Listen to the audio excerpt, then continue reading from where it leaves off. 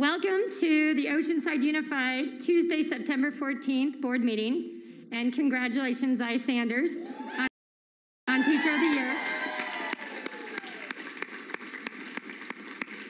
For those of you who didn't know that she received County Teacher of the Year, one of the finalists, so we're very proud. All right, we're going to go ahead and get started tonight. I'm going to start with item 2A, call to order and roll call. So I'm here, Stacy Begin, board president. Eric. Eric Joyce, vice president. And Raquel Alvarez and Mike Blessing are unable to be here tonight. So our next item on the agenda is my favorite, the Pledge of Allegiance. So if we could all stand, Dr. Vitale will lead us. Ready, begin. I pledge allegiance to the flag of the United States of America and to the republic for which it stands, one nation, under God, indivisible, with liberty and justice for all. Amen.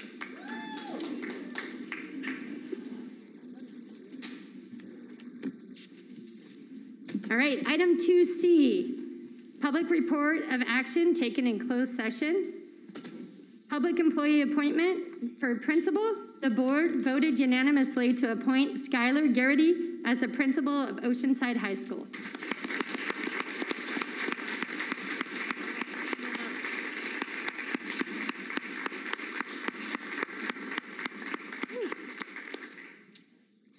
All right, my second favorite part of the night.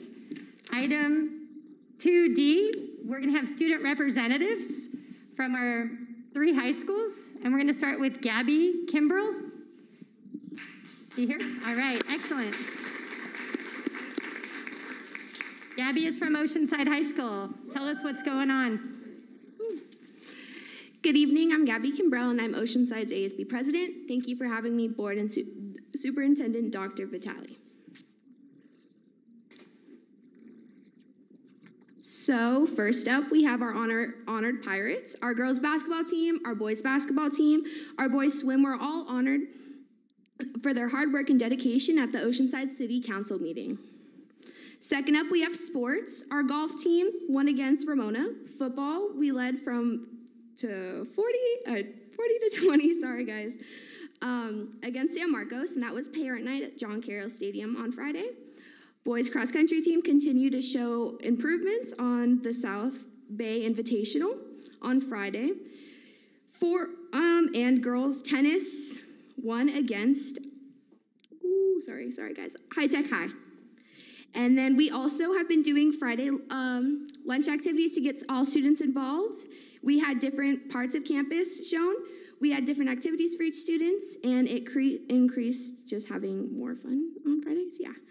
And we have back to school night, September 15th, a blood drive on September 22nd, a game September 24th against Olympian at 7. We have our homecoming dance September 25th, and our theme is Pirates of the Caribbean. Thank you, Superintendent Vitale, board and community, and OHS teachers and staff and administration. Thank you. Thank you, Gabby.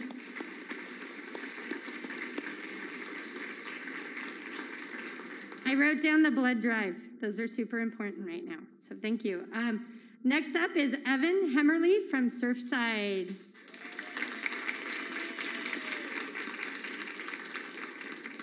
All right, Evan, take it away. Good evening, board members, Dr. Vitale, and guests. My name is Evan Hemmerly, and I'm the student representative for Surfside Educational Academy this evening. Surfside Educational Academy will be hosting its virtual back-to-school night on Thursday, September 16th. The Intro to Hospitality Management class started on September 7th at Surfside. This course is a 14-long dual enrollment course that meets every Tuesday and Thursday from 12:55 p.m. to 2:35 p.m. Students enrolled in this class will be receiving both high school and college credits simultaneously. The instructor is Miss Amy Walker-Pineo, and she'll be covering the history, scope, and functions within the hospitality, food service, and tourism industries. This course can be used toward a Miracosta College hospitality certificate or associate's degree. recruitment for the Career and Life Planning Dual Enrollment course, which begins October 20th, starts September 17th. For more information about these MiraCosta College dual enrollment courses, please contact Ms. Ryan at Surfside Academy.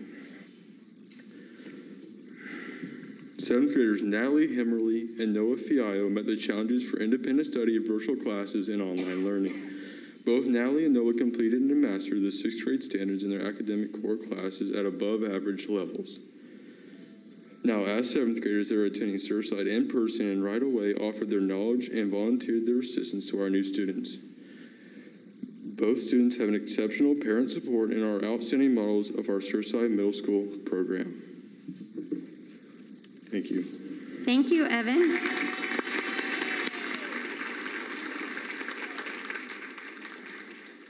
Our next amazing student is Isaiah Aguilar from El Camino High School.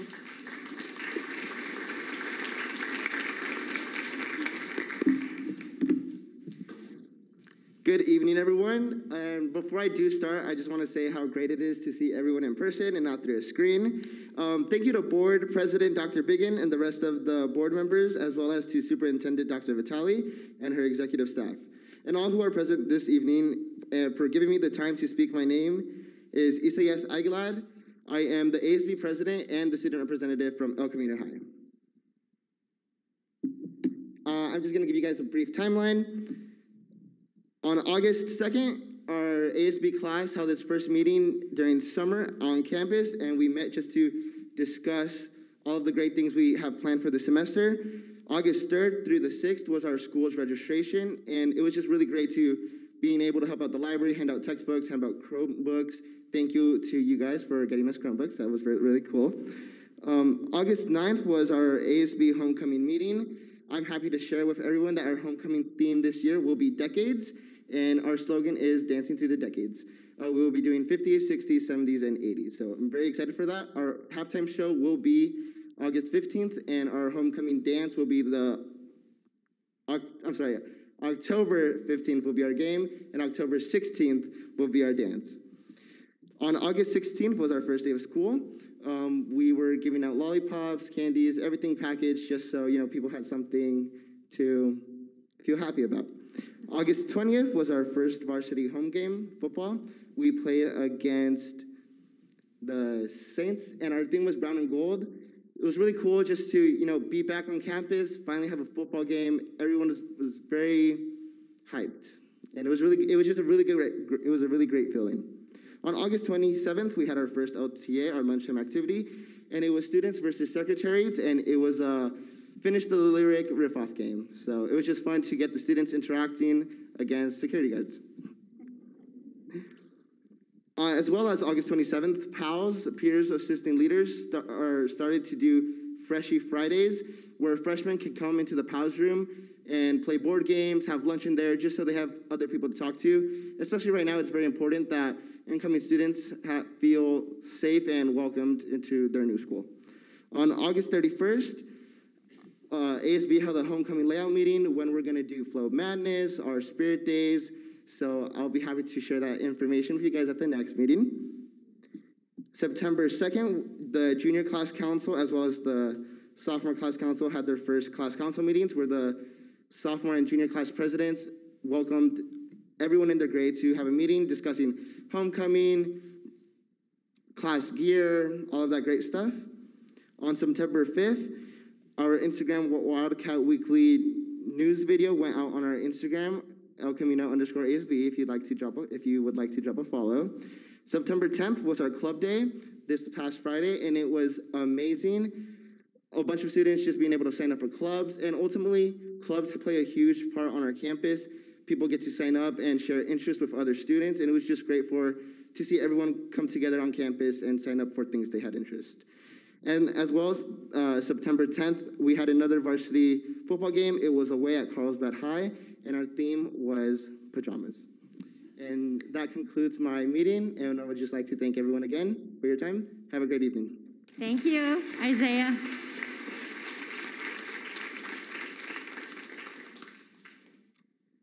Thank you. If you guys need to go because it's homework night, it's your excuse. It's up to you. So you guys can stay as long as you'd like. Look at, they can't get out of here fast enough. Thank you. Our next item on the agenda, 2E, approval of the agenda. I'll entertain a motion to approve. I'll move approval. All right, a first and a second. Any discussion or changes? Nope. I'll call for the vote. All in favor of approving the agenda, say aye. Aye. Aye. Motion carries 3-0. All right, item 3, the superintendent's report. Dr. Vitale. Yes, I have one item. I'd like to congratulate Zy Sanders on a San Diego County Teacher of the Year.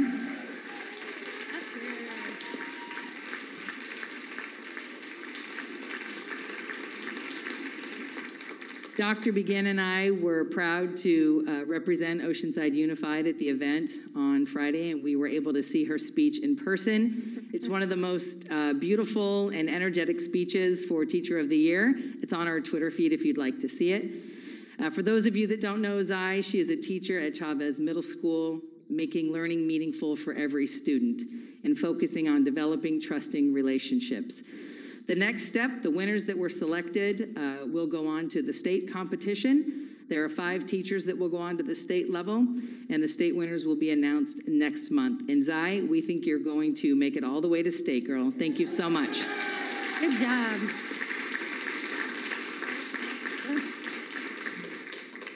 Thank you. The next item, board reports. I'll turn it over to Eric Joyce. I first have to piggyback on that. Congratulations. I have colleagues from my own school district where I teach, and they said your speech was phenomenal, and they were really excited just to be there to hear your speech. Your energy is clear if anyone that met you, and your students are such a benefit to have you. So thank you for all that you do. Over the last month, there were a couple of things of note. We had our last core planning group, which is leading to tonight's presentation on the long-range facility master plan, which is a lot of words, but essentially we get this big plan for our facilities to make sure that our students have the best facilities to be learning in, that their environment matches the expectations that we have for their future. And so I'm excited to see what everybody thinks about the comprehensive work that group did and the people we worked with did as well. So I'm looking forward to sharing that with everyone. And then this past weekend, I attended the Eastside Fiesta Mexicana, and it is a celebration of the rich culture, especially on the East Side. There was an Aztec blessing dance, mariachi band, activities for kids. There was a ton of connection community, people out in the open space, safely communing. So it was beautiful to see some of our families out on the East Side this past weekend. That concludes my report. Thanks, Eric. I'll turn it over to Eleanor. Good evening, everyone. I, too, would like to congratulate Sky on your achievement. I did hear the speech. I Googled it, so it was exciting, and I kind of wept. I'm so proud of you. I want to thank you for your amazing, awesome teaching. Thank you for being a positive voice and colleague to our school community. And thank you for enabling the library projector to operate, doing dual language, two-way bilingual immersion meetings. Thank you. You don't know how many times it saved the meeting. During this time period, I also would like to honor Dr. Sparks for, there was an article in San Diego Union regarding social and emotional learning, and Dr. Sparks is leading the way on that. Basically, it stated that the program that he is leading will reinforce our beliefs, our students' belief in it, to enable them and to empower them to achieve, as well as it allows OUSD to once again to be one of the leading school districts in the county. In terms of the activities that I've been involved with, basically, I've been working with our partnerships, the California Association of Black School Employees, had a conference focusing on equity and transformational leadership. The idea of cultural practice leadership focusing on teacher expectation and student achievement in pre-K through grade 12. One of the frameworks, or the framework that was presented for academic success of our Oceanside scholars was presented in the form of a Venn diagram. And in our district, you know, we already do this. We believe in relevancy, relationships. We believe in rigor. And we believe that every student can achieve. In terms of another partnership that we're involved with is Equality California. They had a leadership summit conference, and they were focusing on the new census reports that are about to come out in terms of being able to establish affordable housing, especially in some of the major cities with huge downtown geographical areas, that we could establish housing for the homeless, for poverty, housing for people who have gotten involved with drug abuse, as well as being able to uplift those who are unemployed and underemployed. I did attend a Zoom meeting for the North County Prevention Council, which is another of our partners, and basically NCPC focuses on the use and abuse of alcohol, smoking, and drugs, and trying to eliminate it within our schools. They are looking basically to expand partnerships, and of course, since they're funded by our local hospitals, they're definitely looking for more funds.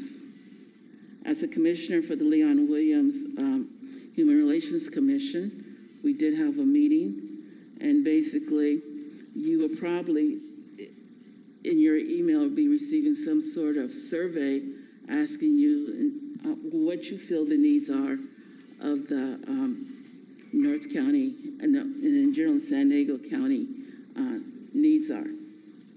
Okay, the California School Board Association, as a delegate to that, we had a meeting last night, and I'm really proud of the fact that Oceanside basically is the only school district that has air quality machines in every single classroom, that we have PPE equipment, and that we had the lowest cases of COVID-19 of all the school districts.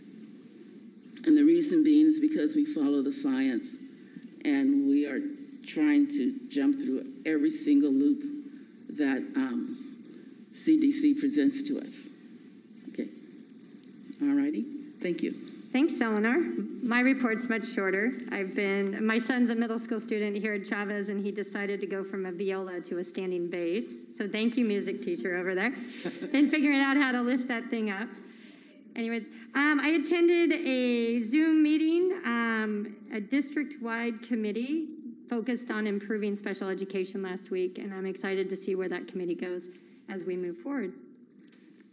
That concludes my board report. We're moving on to item 5, general consent items, and it's A through X. I'll entertain a motion. Move to approve. I have a first.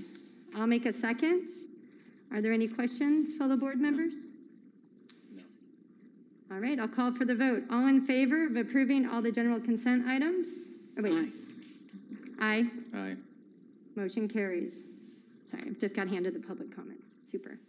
All right. Moving on to item 6, personnel. Item 6A is new class specification, senior buyer. This item for board consideration, staff did research in comparing OUSD with the county and the number of purchasing staff for similar sized school districts. We discovered that our district is understaffed. We currently have 3 staff members in this department, while other districts have 4 or 5. In the past several years, several of the staff members have left, and in surveying them, they've given feedback that the workload is very high and there is a need for additional staff. The senior buyer will improve efficiency and productivity by reviewing contracts and RFPs, standardizing the district contract process, ensuring legal compliance with bidding, quality control, and auditing. Senior buyer will assist with tasks that will allow the purchasing manager the time to focus on large-scale projects such as our bond construction, technology, textbooks adoptions, and the ESSER funds related to COVID. It is staff's recommendation to add this classified position. Thank you. Do we have any questions for staff? Is this related to the complex COVID monies that have just come in at all? That's a piece of it. There have been more purchases related to that, but it's larger in scope than that with some of the large-scale projects we have going on, and that there's been consistent feedback that we've had a hard time keeping the workflow going, which delays purchasing and the quality that we're able to deliver. Those were some of the primary reasons for staff's recommendation to look at expanding this department. Are we able to use bond money to pay for this if it's solely for purchasing for the bond? No, bond money is not available for this staffing position. Do we think that the workload will be reduced enough in a couple of years to sunset this position, I guess? It could be. Again, in our survey, we found that we're understaffed compared to other districts our same size by 1 to 2 positions. But we'll keep monitoring the workflow on that, and if able to make reductions just through the process of attrition, that might be something that we could do in a couple years down the road. I don't know how this would work, but I would ideally like to have this come back next year or the year after as a scheduled time to review this position and the need for the position, since I know COVID is definitely an influx of a problem, but is there a way to make sure that we have that conversation? Sorry, I did spring this on you, I apologize. And certainly do evaluation of staffing anytime that you'd like. So if you'd like us to do a review of any department, we can certainly bring that back to you. Okay. Thanks. All right, with no further discussion, I'll make a motion to approve. Do I have a second? Second. First and a second, I'll call for the vote. All in favor of the new class specification senior buyer, say aye. Aye. Aye. Motion carries 3-0. Moving on to item 7, curriculum and instruction. So item A is, it says 6:30, but I don't think it's 6. Oh, it is 6:30. Whoa. Sorry, I'm excited. We're going to open a public hearing for the Williams settlement legislation. So I'm going to open the public hearing at 6:30 p.m. If there are any public comments, please, I'm going to entertain them right now. Do we have any? I'm looking. Any public comments? On the Williams settlement. No answer. We have no public comments on the Williams settlement legislation. All right, then I'm going to close the hearing. Hearing closes at 6:30. Moving on to item 7B, adoption of resolution number 4 for the 2021-2022 school year, Williams settlement legislation determining sufficiency of instructional materials. Good evening, Board. Yes, this item is for the consideration of the Board that we did receive a visit from SDCOE around our instructional materials, whether it's sufficient for our students. Happy to report that the SDCOE team said that our teachers and our principals and our staff were very well prepared and that we are in compliance in all areas of the Williams Act. Thank you. Do we have any questions?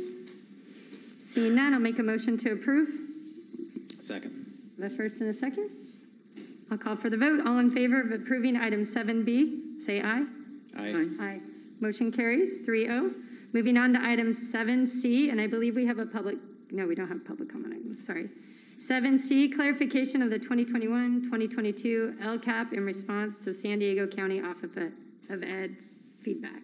Sorry. Yes, as part of the legislation for our local control accountability plan and our LCFF funding, the local county Office of Education reviews the LCAPs of all local educational agencies throughout the state. Our agency is San Diego County Office of Education. They review it to make sure that we have met all the legal compliance and the spirit of the law, and they return feedback to us. We've adopted that feedback, which has made no material revisions in our programs, our actions, or our fiscal spending. Just an update of a few areas of feedback for clarification. Thank you, Dr. Levy. I serve on the LCAC committee along with another board member, Raquel Alvarez. So, anyways, do we have any questions? Move to approve. I'll make a second. Call for the vote. All in favor of approving item 7C, say aye. Aye. Motion carries 3-0. Moving on to item 8 in the business department. Item 8A is presentation and approval of annual financial statement for 2020, 2021, unaudited actuals. So I'll turn it over to staff. Thank you, President Begin. Board members, Director of Fiscal Services Tim Golden will present the unaudited actuals financial statement for 2021. The unaudited actuals represent the final financial status of the district for the previous fiscal year. The presentation will compare the final unaudited actuals to the estimated actuals, which were presented when the budget was adopted in June of 2021. Mr. Golden? Thank you very much. Good evening, Board Trustees and Dr. Vitale. So as we normally do, we do our unaudited actuals, which is going to be closing out the prior year. And so we'll go with the next slide, please. So here's just the agenda of the items that we're going to cover today. We're going to look, as Dr. Norman mentioned, at the estimated actuals compared to the unaudited actuals. We're going to look at the changes in revenue and expenditures, the general fund comparison, components of the ending fund balance, and then a multi-year projection, and what those next steps will be. Next slide, please. So on the onset here, we're going to go ahead and look at what the estimated actuals were and compare them with what our unaudited actuals finished. Some of the items that you'll notice is that we were projecting that deficit and we ended up having that surplus. What I want to highlight, though, out of that is that a majority of this surplus is from the restricted funding, and it's going to come from the COVID funding in a large part. There's some little Title I, but we'll dive into the details on the next slide, but just showing what those variances are here from the unaudited compared to those estimated actuals. Next slide. So looking at the revenue first, we're looking at the changes in LCFF from that projection. There were some prior year adjustments that happened, and so that's what's going to account for the larger amount of this. We usually do a revised P2 submission, which is our average daily attendance for ADA. And so normally we do have slight variance there, but we did have some prior year adjustments as we revised our P2. On the federal side, this is where you're going to see the restricted portion come into play.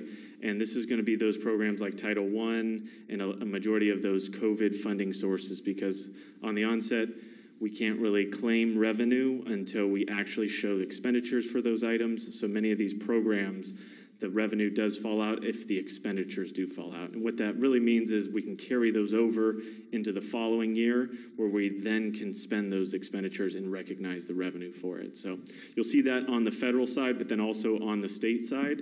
So you'll see here like the in-person instruction grant, which is shown here as the IPI grant, as well as the Expanded Learning Opportunities grant, which is that ELO grant on the state line there. And then on the local side, this one usually varies because of different donations and things that happened at the end of the year, where we don't typically project those donations. It's just a matter of what does come in and what interest we actually receive on the cash we have.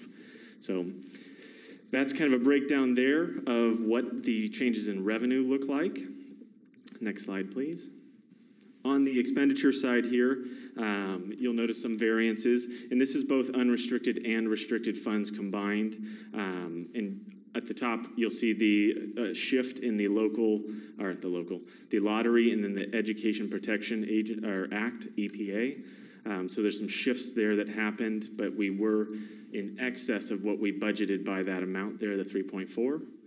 The second line item for classified salaries, there were some additional hours that we had that went over our typical budget that we had at year end. We did have summer school hours that happened as we did offer summer school this year, which was a little bit more non-traditional. And then you get into the benefits. We did come a little bit lower than our budget in terms of the actuals when you look at some of our labor-related costs. On the large item there that you'll see, which is that books and supplies, I believe it's about $19 million of that is going to be coming from restricted resources.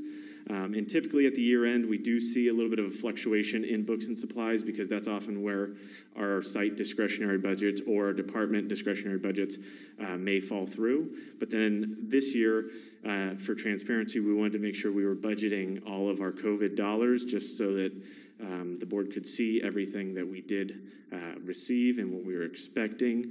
But a lot of those COVID funding sources are meant for multiple years. And so I know going forward, we're going to be looking to budget just simply our plan restricted expenditures, but it's mainly because we were still forming that plan and making sure that we were being very transparent in what those dollar amounts looked like. On the services and operating, that's going to be a similar situation where we did have some items from that COVID funding that was budgeted. And much like the COVID funding, there's also Title I and other programs where they're subject to the same type of rules, and so you can't claim revenue until you actually show the expenditure. But as I said earlier, most of those programs do allow for carryover where you can then expend it in that following year. And the final item that you'll notice at the bottom there is the indirect costs, and that's just where we charged a little bit more because we showed some, in some programs we did show that we charged more than we were anticipating at the onset. Next slide, please. So we'll look here at the components of the ending fund balance. So of that total ending fund balance, what is that made up from? And you'll notice that we have stores, revolving cash, prepaid, and those are all items that we really can't modify, so they're called non-spendable. And so a good chunk of that money, that $3.8 million, you're going to see a large transaction that is our supplemental retirement, early retirement payment. We usually have to pay it in June so that we don't incur the fees because there's a pretty strict deadline in July, and so we usually prepay that, but then we move it into the appropriate expenditure account in that new year. So just showing you that there's a large chunk coming from that payment. And then you see here, this is where you can kind of see where that difference is in the restricted funding, the restricting fund balance, an increase of $6.8 million. And that is just going to be attributed to those COVID funding sources, some of those other federal and state restricted programs that we will be spending in the future with carryover. They committed, it stays the same.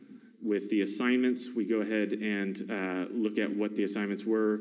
And there's a few things that, as we update our projections with deferred maintenance and other items, we then update our assignments as you see on the board there. And we also have site carryover because we do get donations, so we make sure that the sites get their carryover budgets for those donations. That leaves you with the change in what our reserve for economic uncertainties is. It did go down because that number is tied to our total general fund expenditures. So as you see an overall decrease in our general fund expenditures, you're going to see then naturally a decrease in that required 5% that we have. So next slide, please. And, now that I'm looking at it, probably not the best color choice on here, so I apologize for that. But there is a gray box that's above that that's much clearer to see, not on a large screen like this. But as you can see there, what I really want to highlight from this is the detail of our ending fund balance. And the blue section is our unrestricted ending fund balance.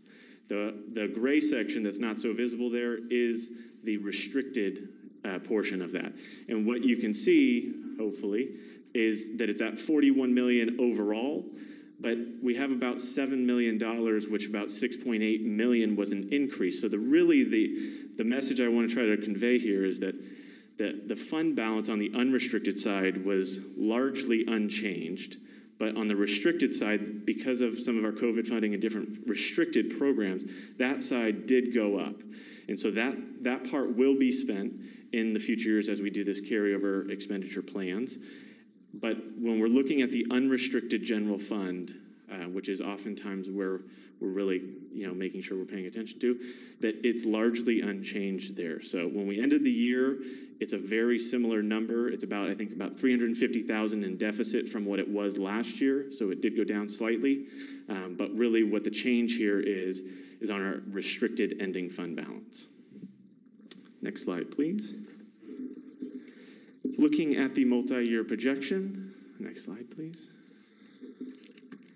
And so plugging in the new balances, because that's really what we're doing here, is as we close out the prior year, we're updating the current year with our new beginning balances, because as we close out the year, we know exactly what our ending fund balance is. We have to project those while we're doing the adopted budget. So plugging in the new numbers, looking at our multi-year projection, we don't show any required reductions in order to meet our board required 5% reserve until year 3. In the past, we did have year 2. So putting in the new numbers here, we do show that we wouldn't need those until year 3. Looking at, though, that deficit spending, as you see there in the net change in the ending fund balance, that's where we're going to be drawing down on some of those additional ending fund balance dollars. Next slide, please. Oh, and one thing I did want to highlight is that in the current year, in 21-22, we're still operating under the ADA hold harmless. And so next year, that hold harmless then goes away. So technically what's happening is we're being funded on our 1920 average daily attendance. And so next year, what happens in 22-23, in year 2 of our multi-year projection, we're going to be funded either on the greater amount of our current ADA in 22-23 or from 21-22. I know it's kind of confusing, but that right there could be a big change. I know when we were originally looking at the projections, it could be about a loss of about $9 million in LCFF funding. As our enrollment numbers are coming in and we are updating things, we'll continue to provide projections for the board in terms of what that really might be. Before we move on, can you go back to 9? Sorry.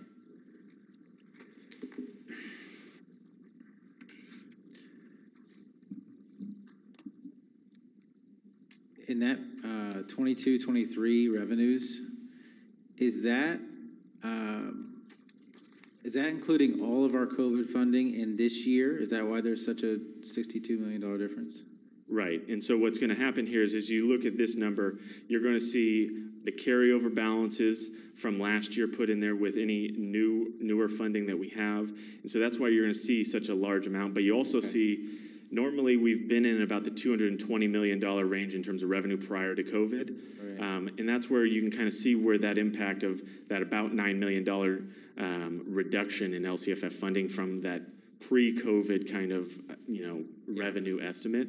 And so as we update projections and as we look at our multi-year plans for the COVID expenditures, that's where we can make adjustments to this to show, okay, well, you know what, this might actually be a year 2 item. And so then we can make the adjustments to basically kind of push out some of those longer planned COVID expenditures. So that's what we're going to be looking to do next. Usually, I think at first interim when we do our staffing updates for our budget and reconciling. Okay. Thank you. Perfect. All right. So if we can go forward. So looking at the multi-year ending fund balance projection, you'll notice that early retiree payment does go away in year 2 and year 3 because we do finalize that in the following year. We're going to be in the final year next year of our early retirement payments. So that part will go away. Then looking at some of our restricted programs, some of these programs will be longer, I guess, in nature for our expenditures. They do go through, a lot of these programs can go through September of 2024. So we do have some restricted ending fund balance that we're looking at, and we'll still be identifying whether we can try to spend those down. The committed, the post-retirement, that stays the same. And then looking at the assignments, as you can see, we do have to draw down on those assignments each year as part of that deficit spending. So we do have those assignments, but since we do have that deficit spending issue to address, that's where usually that deficit is drawing from in terms of try to keep us balanced. Looking at the reserve, and that's just going to be based on that total expenditures, the 5%. It does drop off because, as you saw in the earlier slides, our expenditures will drop off. And these will change because we will be doing updates to our COVID spending, so just an update in terms of what our reserve might look like. But then looking at the ending fund balance, and that's where you can see in year 3, in order for us to be able to afford all of those ending fund balance components, so that's where we talked about non-spendable, committed, assigned, and the reserve. All of those, in order to meet our 5% reserve, are going to be falling short. As you can see, our reserve alone is supposed to be 11 million, but our ending fund balance is only 3 million, so we would need to look to make some reductions in order to meet those. And the state mandate for the reserve is 3%? That's correct. And our 5% is a board policy that we have in place? That's correct. Just check. Okay, next slide, please. So looking at what the next steps are to approve the unaudited actuals, and they're going to be sent over to the county office at SDCOE. And we usually have a really good partnership with them so that they're involved in auditing all of our information, all of our data. But then we'll work with them also to prepare our first interim, and that's where we can give an update on any staffing adjustments and any new information that we have. When is first interim? It's through October 31st, but the report will come to the board in December. If we needed to revise our original budget for this year, we could do it up until the end of October? Correct. So we're reporting all of our budgets and actuals through October 31st. And so we're usually doing those adjustments so that as we report as of that date, we have our budget updated so that it reflects what our current estimates and projections will be. Okay. This is usually kind of what happens too. Adopted budget, you're using the best information for staffing because you're trying to project enrollment. And then as you get into first interim, you know what your enrollment usually is. And so then you have your staffing adjustments at that time, so you can then also make your budget adjustments accordingly. Yeah. I don't have any Were there more any questions. questions? No, I don't have any. Thank you for the presentation. Perfect. And I just want to squeeze in one last thing. I just want to say thank you to the board. This is my final day here in Oceanside, but I want to thank the board for the opportunity to work here. It's been a tremendous opportunity for me to work with the amazing staff that work here, but then also with the executive cabinet and Superintendent Vitale. I do really appreciate the opportunity that you've given me, and I'm really thankful. So thank you. Thank you so much, Timothy. Thank you, Tim. So it is Mr. Golden, you will always be part of the Oceanside family. All right. I'll make a motion to approve. Do I have a second? Second. I have a first and a second. Just a couple of things real quick. The variance in this budget was a lot, tens of millions, and I know that is a big part of COVID and the fact that we weren't sure what money was coming, we weren't sure how far out we had to spend it. So when we approved this in June, there was a lot of unknowns. I would really like us to get back together in a workshop format and to look at the nuts and bolts of our budget and to figure out what we need to plan out COVID-wise over the next couple of years, because we know there's an end date now. A lot of those unknowns are now shored up, and I don't think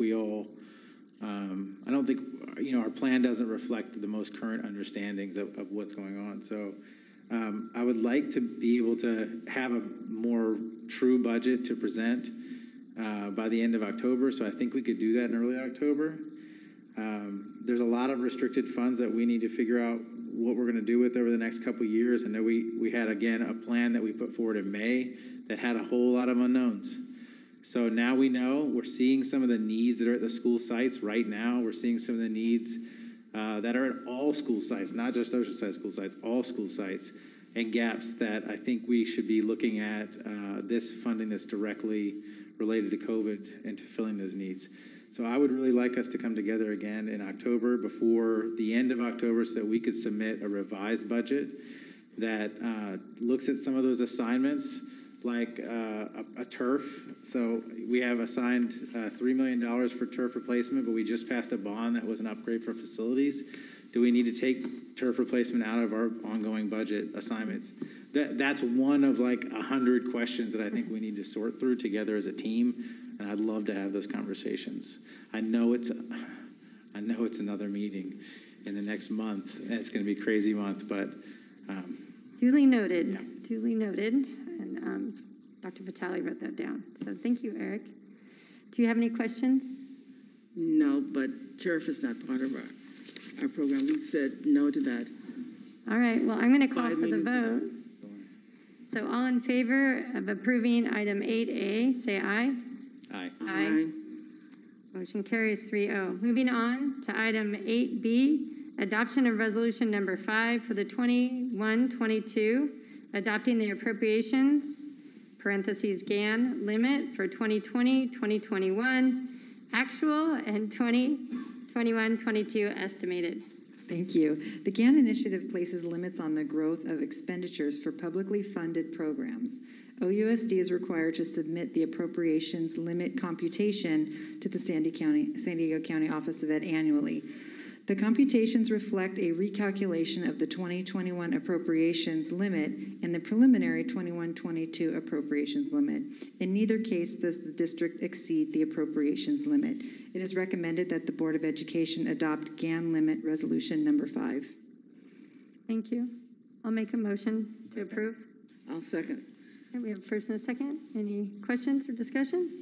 I'll call for the vote. All in favor of approving item 8B, say aye. Aye. Aye. Motion carries 3-0.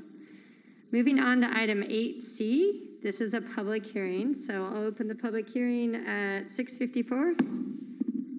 The public hearing regarding the waiver of certain statutory surplus property requirements. We have one public comment. Larry Berry.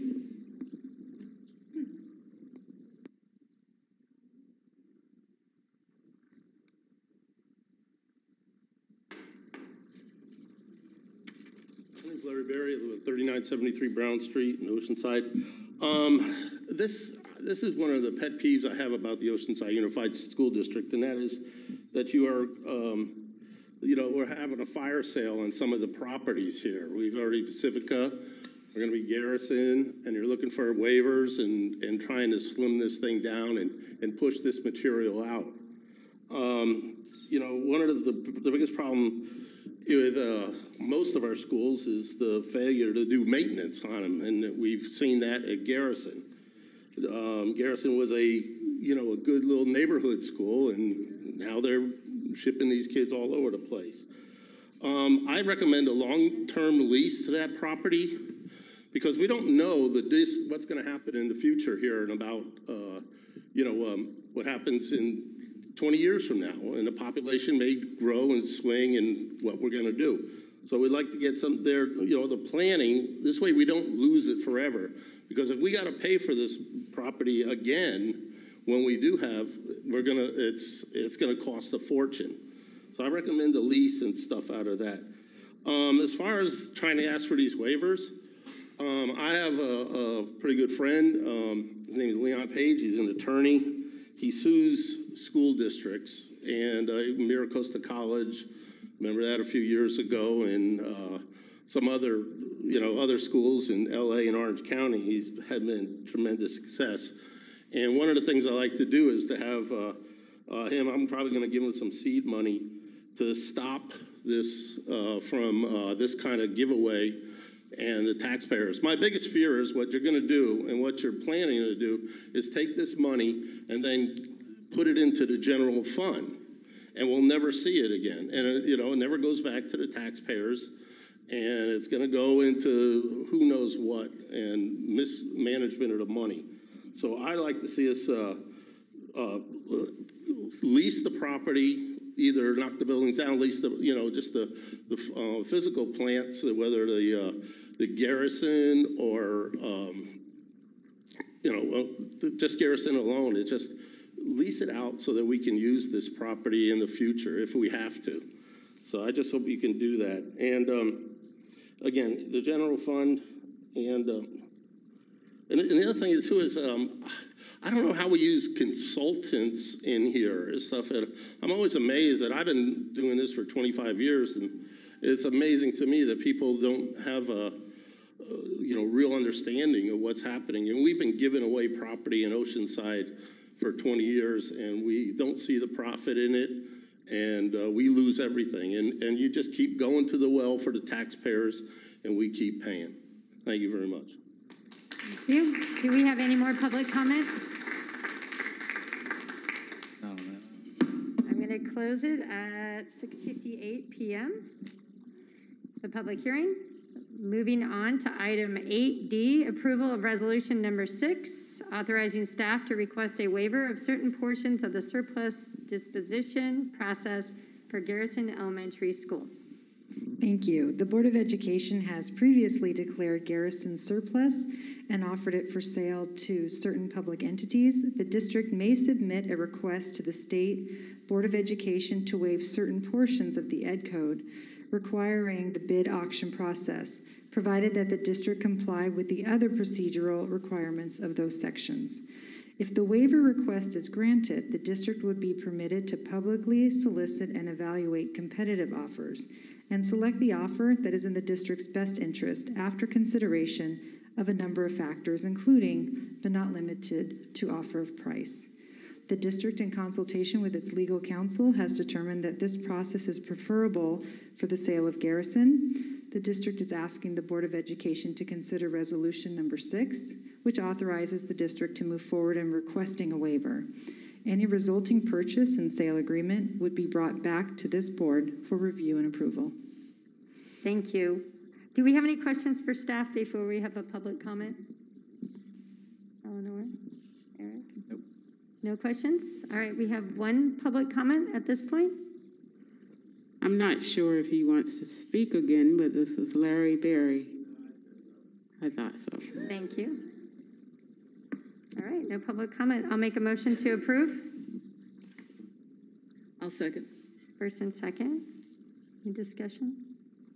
All right, I'll call for the vote. All in favor of approving item 8D, say aye. Aye. Aye. Motion carries 3-0. Moving on to item 8E, approval of resolution number 7, 2021, making certain findings related to CEQA and authorizing staff to file a notice of exemption for San Luis Rey Elementary modernization project. Thank you. The district is undertaking a classroom and multi-purpose room modernization project at SLR Pablo Talk. The district has determined that the modernization is categorically exempt from further CEQA review pursuant to the California Code of Regulations.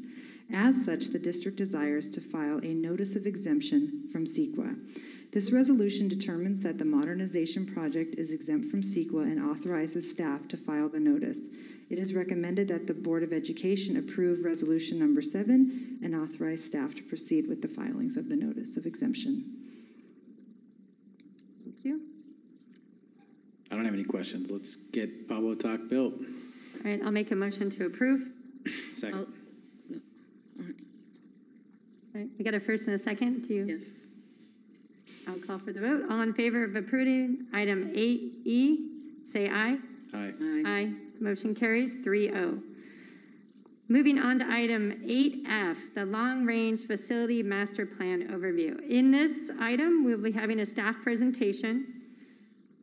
The board, my board colleagues and myself will be asking questions. We do have public input, and then can have a discussion. This is not, this is a vote on this item? Just to receive it. Yes. Okay, just one clarification. Thank you. Earlier this year, the Board of Education awarded the Facilities Master Planning Services to the DLR Group.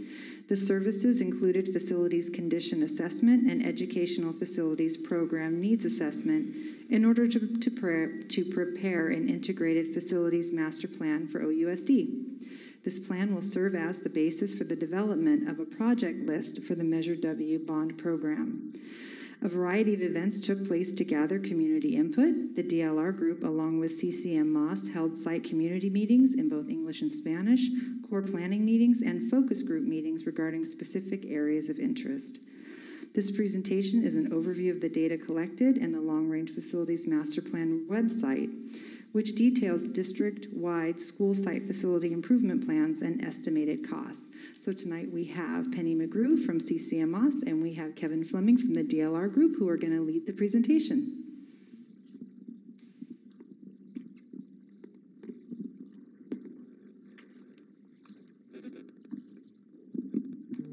Good afternoon, or good evening, esteemed board, Dr. Vitale, and district staff.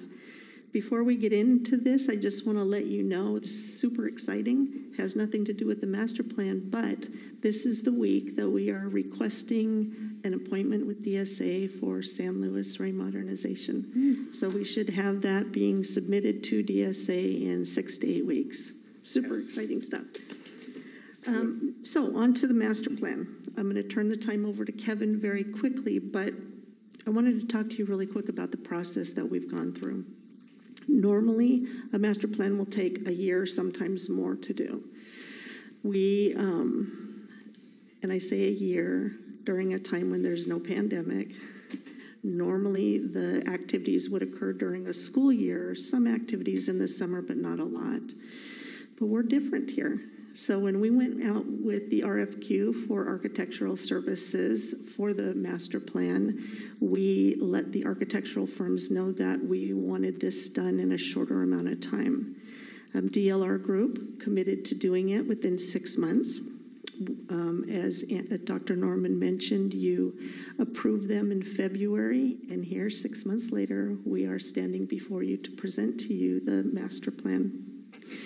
We couldn't have done it without the community, though. There was a passion that we saw with the interaction with all of the community that really helped us to get all of this done so that we can present this to you. And as a reminder, we did it in a pandemic, and we did a lot of the work over the summer. Next slide, please.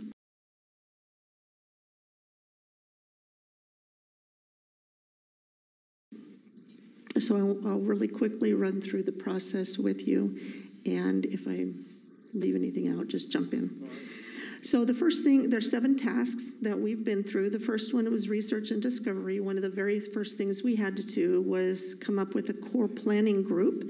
This was a group that the architect bounced ideas off of, got input from, decisions were made. There were 15 members on this group. There were some board members, some district staff. We had principals that represented elementary, middle, and high school. We had teachers, and we had support staff, so it was a well-rounded group. The second task, and we met with them every other week for the entire 6 months. The second task was facilities condition assessments. Dr. Norman went over this a little bit. DLR Group has a subcontractor called Bureau Veritas. They went to every single site, looked at every single building, every single system, every single grounds. They spoke to custodians. They figured out what was good and what was not great at each site. They prepared a draft report, submitted it to the district. We had the opportunity to review that, make comments, make edits. You'll see on the master plan where those reports can be found. Simultaneously with that, we had site meetings with every single site. It was somebody from both of our firms, a principal, an AP if they had one, teachers, support staff, and we met with them and discussed about what worked, what didn't work on their sites, what was good, what was not so good, and we asked them what the future looked like for them. In addition to that, after that was done, Then Kevin personally walked the site with every single principal to get a feel of each campus, to see the nuances of it, so that as he developed the master plan, he would get that right. The second task was to put costs to all of those facility assessments, and those are divided up into both immediate needs and long-term over the next 10-year needs, and those are for existing sites. The next task was community outreach, and this one was a lot of fun. So typically we would do this in town hall meetings. We couldn't do that because of the pandemic. So originally we decided to do 2 Zoom meetings and have breakout sessions with that.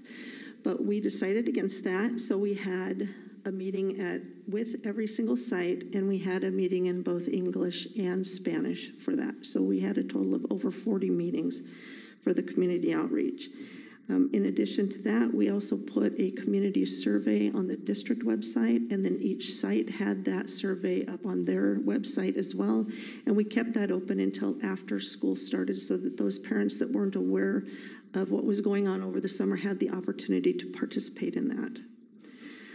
After that, we updated the ed specifications. We had groups. We're not quite done with that, but almost. We had groups for different areas of learning.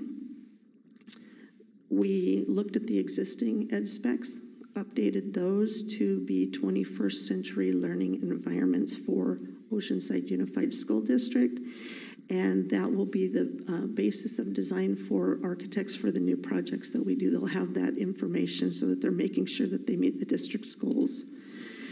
After that, DLR started putting everything together. They looked at things that they heard from all of the sites, started making those commonalities, if there was a possibility to do maybe some district-wide projects. And then finally, the last task, which is where we are today, is pulling it all together. So you'll see a new vision for each site.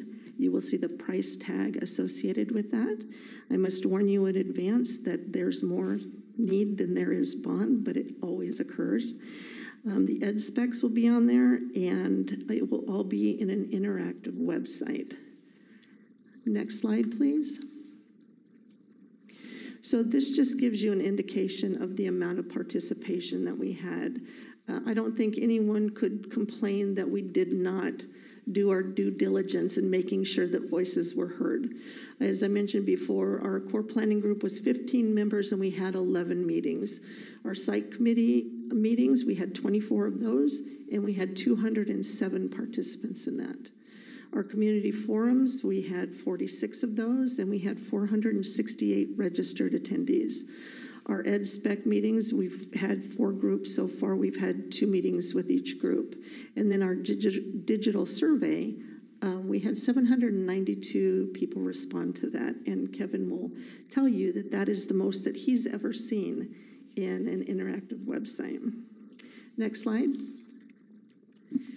This is the same information. It's just done in a different visual way. I am going to turn the time over to Kevin now, but I just want to say that you should really be proud of the district staff and site staff, because they were very active and let us know their feelings and the way they needed to work in the future. And because of them, you will be able to see what has been developed. Kevin? Thank you, Penny. The next slide, I'm going to kind of run through. What I'm going to do for you tonight is give you an overview on how to use the website, what it means, and some of the material. I'll give you the categories and the reasons why we did things. So next slide, please.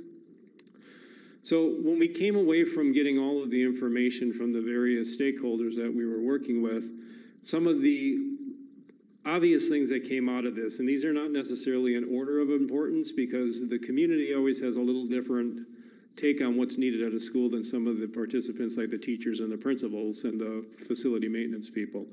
But modernizing the existing permanent facilities was clearly something, and that's mostly for campuses that may or may not have had any modernization. Shade structures became a real issue, especially since outdoor learning environments or opportunities also has peeked into everybody's consciousness over the last year. Playground improvements is kind of a typical, it's hard to keep turf areas and all these stuff maintained because of the environment with rodents and other things of that nature. And then parking and drop-off improvements, this is always an issue for the neighbors, as well as staff to keep their the drop-off areas safe and secure, because sometimes they're a little haphazard with kids running across parking lots. So next slide, please. As an example, we took an idea for, if we did shade structures, and I kind of prorated like 4 classrooms and play areas for an elementary school, and did them in either fabric, possibly metal, or an option could be solar collecting shade structures as well. These are an idea of how they would break out as a district-wide cost. And this is as good a time of any to explain hard construction costs as the actual materials and labor. Escalation is estimating what it would cost at the time you're constructing it, because there are often years difference between the planning and the construction. The contingency is simply the amount of money set aside for the unknowns, the underground conditions that you may or may not encounter as you start construction. And then soft costs are everything involved with the planning process, the approval process, inspections, so forth. There's about 12 categories that go into that area. It's as complicated as your accounting forms. Next slide. So what I'm going to show to you is a series of metrics that we put together. And what I mean by that is we looked at the facility utilization. That simply means, how are your schools being used? In other words, a classroom being used for a classroom, RSP spaces, or your counseling spaces, things like that in nature. What is going on at the school? The facility repair costs, this came directly out of the Bureau Veritas estimates on the immediate needs versus up to 20 years of what it's going to cost to keep your current school plant maintained in its current state without any bond alterations going on to that school at this time. Enrollment projections, this was a little bit tricky because of the pandemic. We did not want to use 2020 numbers because it would have skewed your projections in the future. So as the state recommended with all, we kept it at the 2019 level and projected it out 7 years to show where your district is projected. And all that studies was done by Davis Demographics, so that we simply interpolated the numbers to define what the master plan capacity of a school may be looking out 7 years. So we're not over planning or under planning for that particular facility. And then we also added an equity-based assessments category, and this is just simply looking at the student needs categories in the schools themselves. Things like unhoused students, homeless students, special education programs, and your socially economically disadvantaged families. We also put the facility conditions in here. The condition assessment is simply a tabulation of how much it costs to repair the facility divided by the estimated replacement value. So it's a percentage. So it kind of tells you what condition that facility is in by a glance. And then educational adequacy is kind of taking a snapshot of where you may be with certain categories like flexible furniture, different opportunities of education, having a educational component to nutritional services, things that have shown over time from our internal research and documented research over the last 20 to 25 years in education actually improves student engagement and student outcomes. So we took that survey, and that was done with every principal at every school. Okay, next I think I'm going to get into the actual website. And then they're going to bring me the mouse up from the back table, which surprisingly, it's wireless, but it still works at the podium.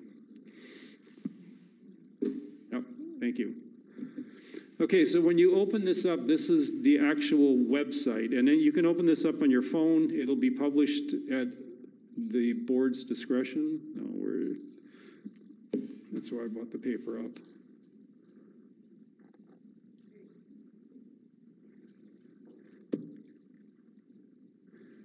Okay, so when you open this up, it's simply the participation, the ed specs, meet the team, find out what's going on. This is your information space.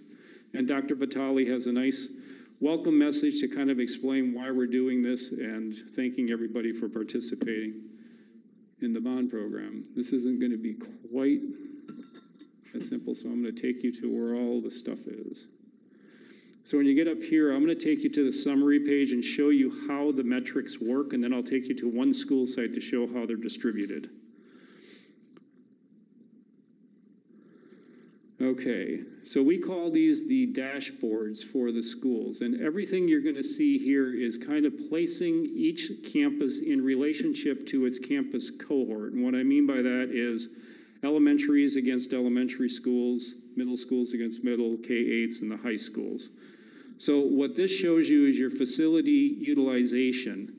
And you can't necessarily read it, but what this talks about right here is the students per acre. So what's the density of the site? It's a simple question, but if you're looking at adding population or subtracting population from any school site, you might want to know where it lies in the equity standards for the district. How much square feet per student does it work out at each site? Take the whole plan of the student, the campus, and divide it by the students, and that kind of tells you how much educational space or support space is for each of the different cohorts. And then the capacity comparison, there's 3 line items here. It's the existing student capacity or the enrollment numbers, and then how much teaching space is there, and then the red line tells you what excess capacity, because the district as a whole does show declining enrollment over the next 7 years. So this will show you where that mostly occurs. The next category is the facility repair cost analysis. So these columns represent your immediate needs, your short-term, midterm, and long-term needs, and your totals.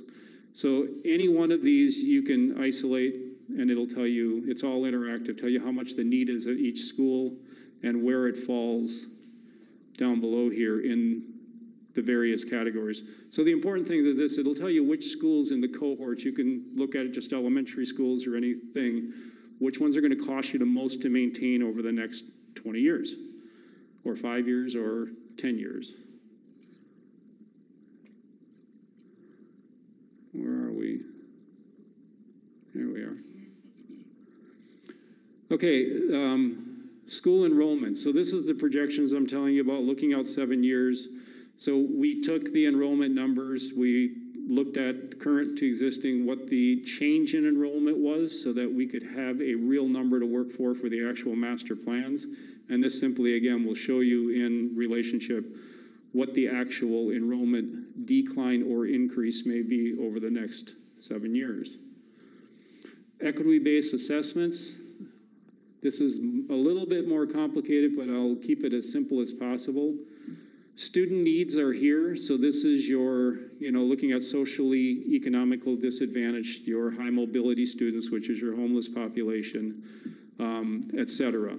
So this will rank the campuses for where they are. The red is most need, the blue is least need, and that's consistent with the facility conditions as well. So if you click on any school, it will actually isolate and show you where they are in relationship to the district standard or average for that cohort. So what you don't see on here is there's a red dial and a black dial. The red one will tell you what the average is, which is 3.99 here. And then the educational adequacy summary. And then I think there's only 1 or 2 more items to show you here. So these are, we isolated the district-wide options. These are things like the shade structure option that I talked about. So if you wanted to look at that, it'll actually calculate out what the shade structures are. If this is like saying you could do that immediately next year, so it's 1 year out with a 5% escalation between now and then, it'll tell you all the costs for that. So you can actually choose more than one of these, and it'll recalculate the amount. So as you're going through your prioritization exercise to decide what we want to do, you can keep track of it and find out what the total number is, not just the construction number.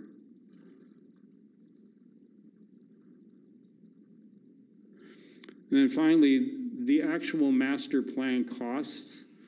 So it's a little bit of an explanation. It's pretty simple. We look out 10 years.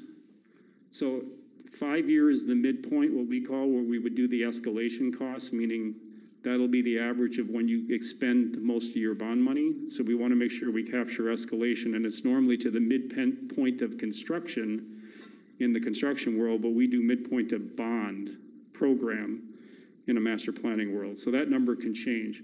But all of these are broken out, so you can actually go to any particular school and look at what the actual costs are.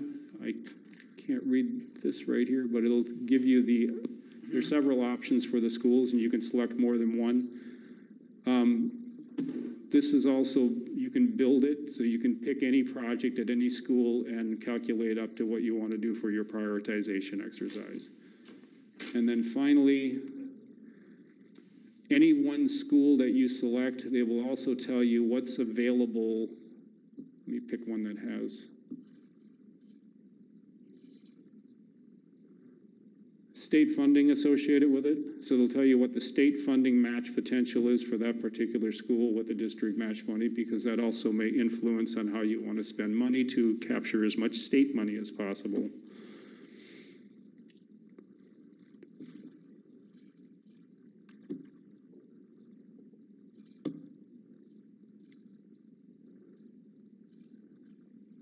And then we did put out the survey. So if this loads, anybody could have logged in and done this survey, and this will kind of show the public who took the survey and what the results were. We had 792, so we can get anything in since yesterday. And ask the question so we know who took the survey and what their interest levels are. But it was a very good tool, and as Penny mentioned, I've had many times done this and didn't get near the support that we had in this particular survey.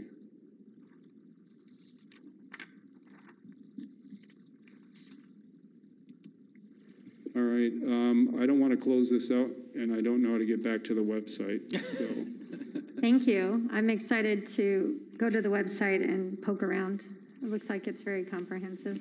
Okay. Yeah, if you go to each site, it'll have the map of the campus, and it'll show you the facility condition assessment as well as each project that was identified. I have a comment. You use the term high mobility as it relates to homeless youth, but Right. also high mobility should also include military families, which tend to be very intact families. So, The problem is the state of California's public school system doesn't track the military bases. But the high mobility would include the homeless population as well as your foster children. I understand that, but for Oceanside, I think we should be able to do something in terms of recognizing the fact that we are a military community, and make that acknowledgement. Okay. Yeah.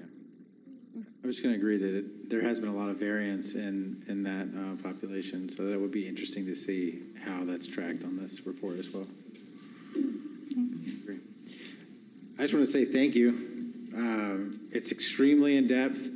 Our teachers, rose to the occasion this summer, and there were lots of teachers in those meetings over COVID summer, and the rest of our staff that pitched in. There's so much information to go on, and if I were to make a plan as a team for our district, this is the kind of tool that I would want to make it with, and I'm really excited that, I'm just really proud that the equity-based assessment was included in the final product.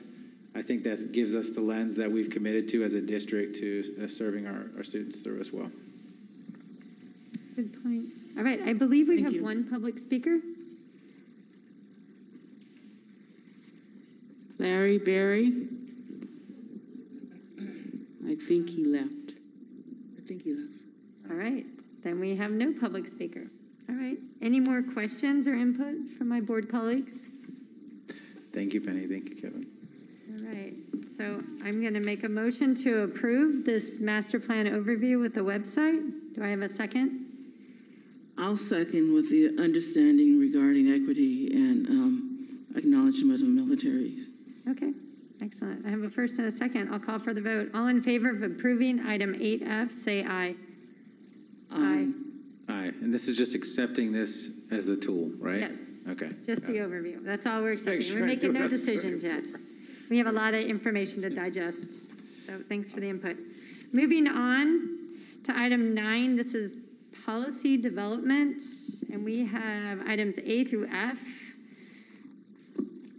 So we're making some changes and proclamations. So I'm going to turn to item 9A, the proclamation to recognize Hispanic Heritage Month. Over to Dr. Sparks.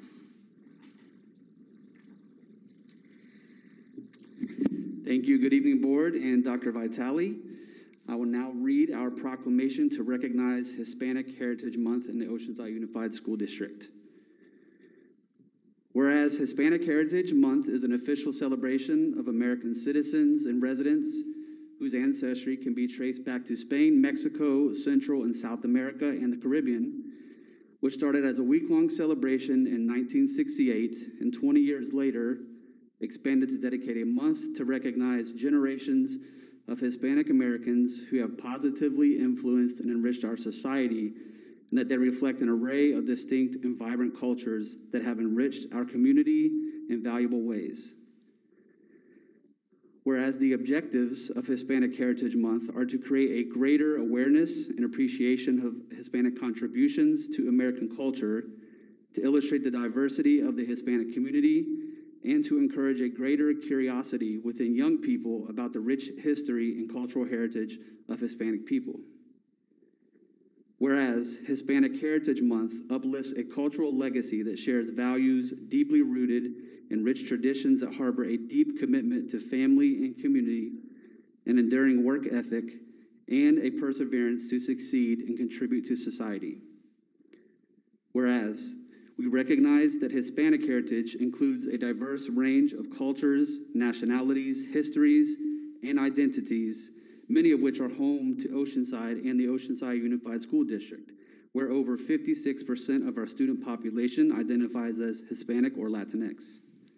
As we celebrate and honor the heritage of our students throughout Hispanic Heritage Month, we must also do the important work of understanding how and why the distinct histories of a multinational, multicultural, and multilingual group of communities were consolidated into Hispanic heritage in the first place. Whereas Hispanic Americans have worked hard to overcome many challenges, often in the face of discrimination and prejudice, and have successfully embraced the opportunities available to American citizens. Whereas we recognize that given the hardships and disparities faced by the Hispanic and Latinx community, this proclamation is only a small step of many that we need to take to be truly inclusive and supportive of our Hispanic and Latinx students and their families. Now, therefore, be it resolved that the Oceanside Unified School District Board of Education hereby affirms and proclaims September 15th, 2021 through October 15th, 2021 as Hispanic Heritage Month in the Oceanside Unified School District, and encourages the community to celebrate a collective progress shared with the Hispanic community, learned by seeing the strength that derives from our diversity, and honor a shared spirit of self-determination, dignity, and respect for cultural heritage. Thank you. Thank you, Dr. Sparks, for reading all of that. I would like to make a statement. This school district is over 100 years old, and I believe this is the first time that we've acknowledged Hispanic Heritage Month from any of the board members. So I'd like to compliment staff, and I'd like to compliment the fellow board members. Thank you. Job well done. Thanks. We have one public comment on this item. Patty Kay.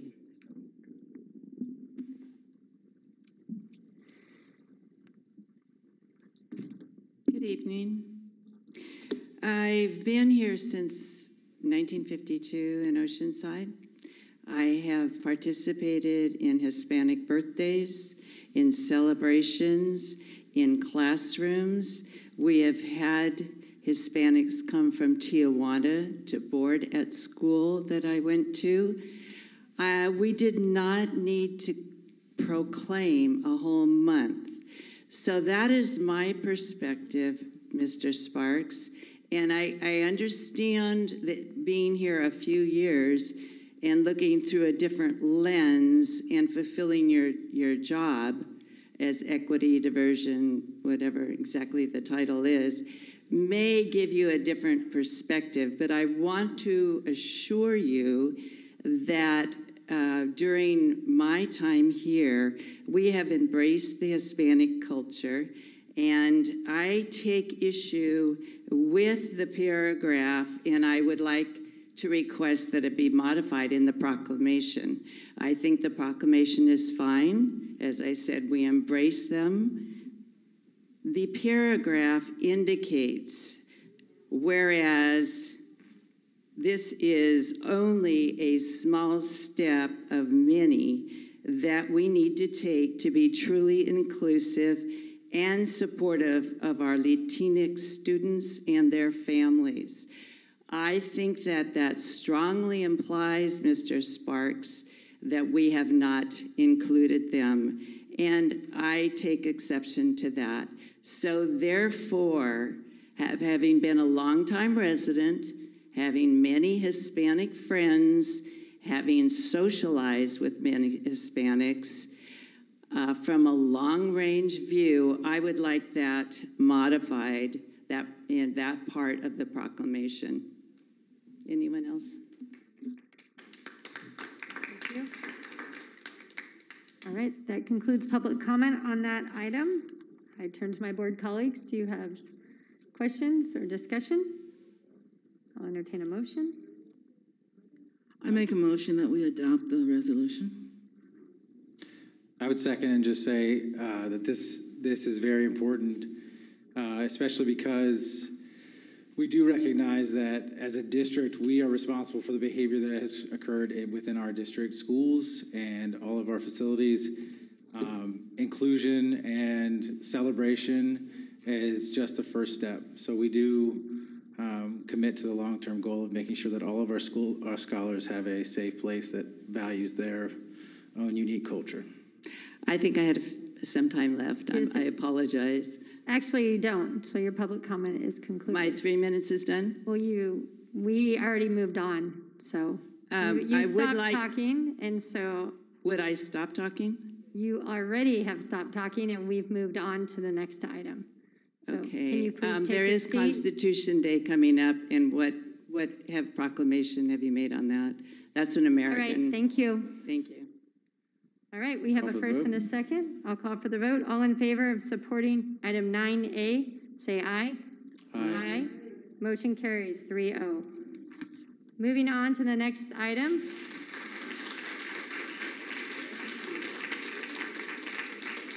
Yes, item 9B is an adoption of a new board policy. The California School Board Association puts forward new policies, and we're looking for the board to adopt this one. This one is on civility, and it's a new policy supporting the idea of respectful participation and the sharing of ideas in school district events, such as board meeting and any other areas where public comment is provided.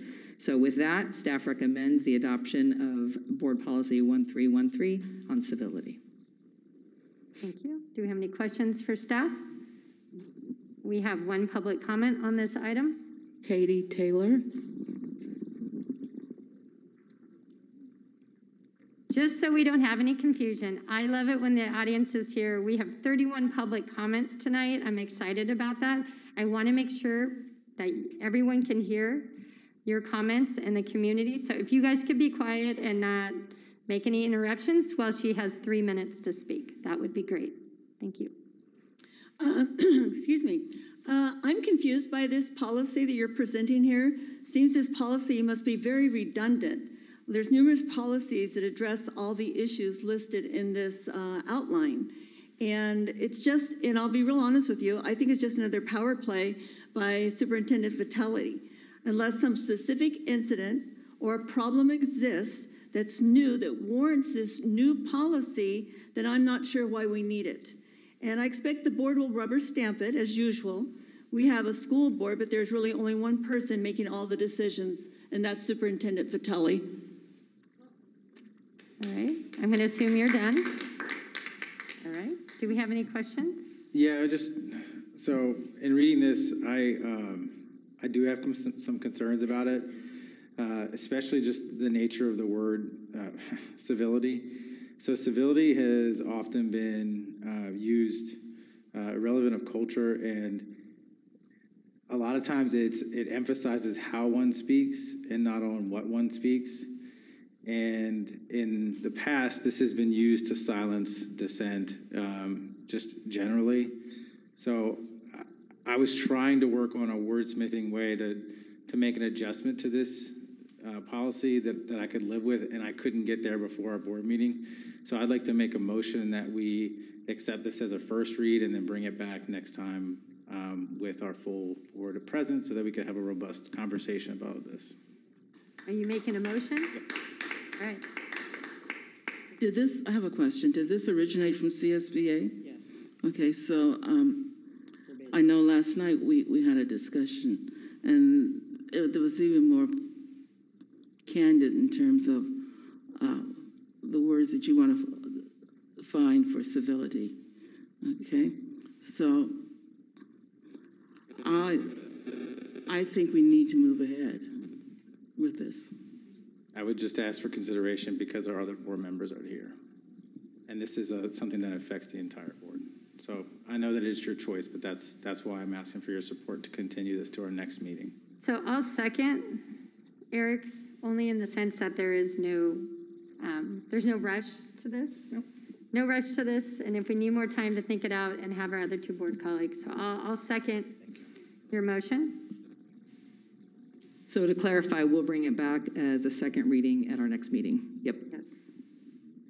So I'll call for the vote. All in favor of item 9B being a first reading and it coming back to the next board meeting, say aye.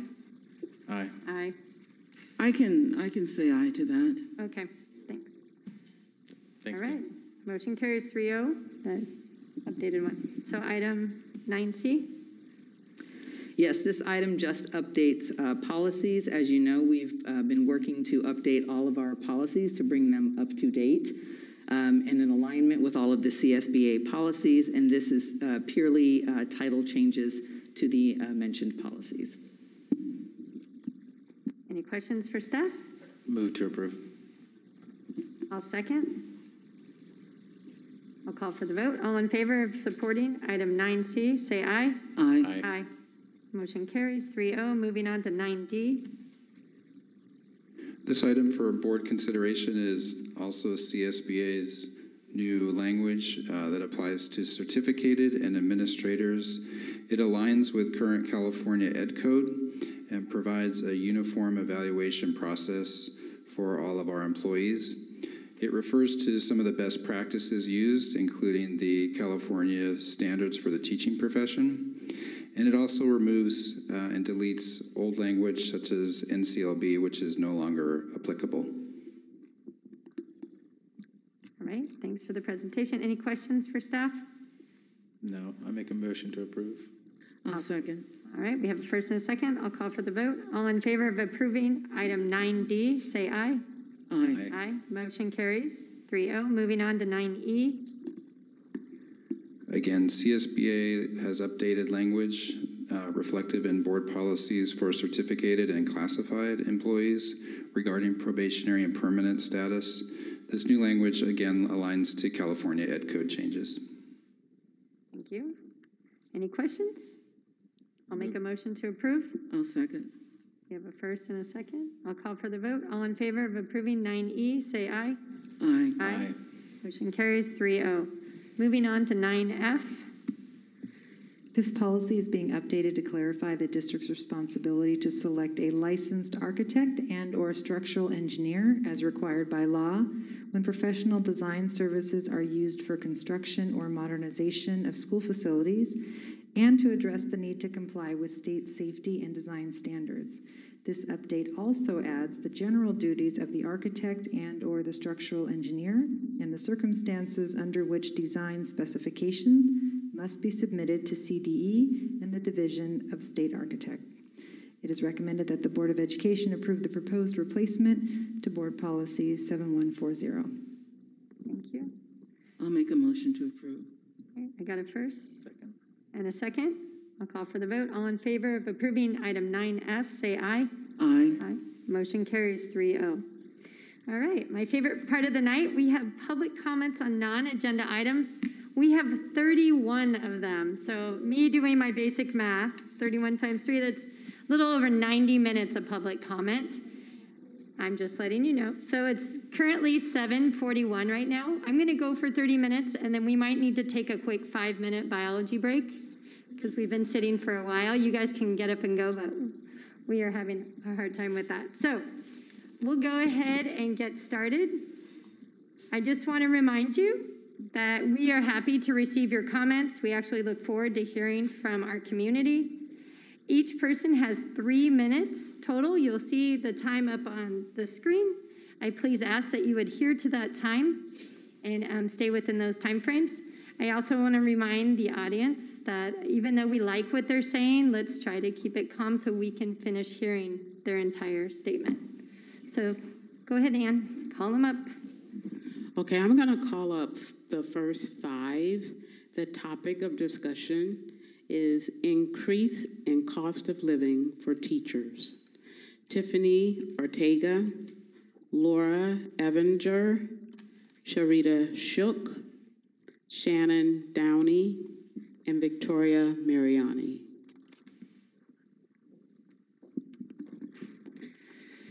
Good evening, OUSD School Board, leadership, colleagues, and community. I am Tiffany Ortega. I am the Oceanside Teachers Association president, and I'm here tonight to speak specifically about the personal cost of living increases that our teachers have experienced. We did a survey, and we'll be reading some of those responses that the teachers gave in that survey. You have all received a packet, and we'd like to read through those because we think it's important that the public hear these things. So our question was, if your personal cost of living has increased, please share some of the things that contribute to that.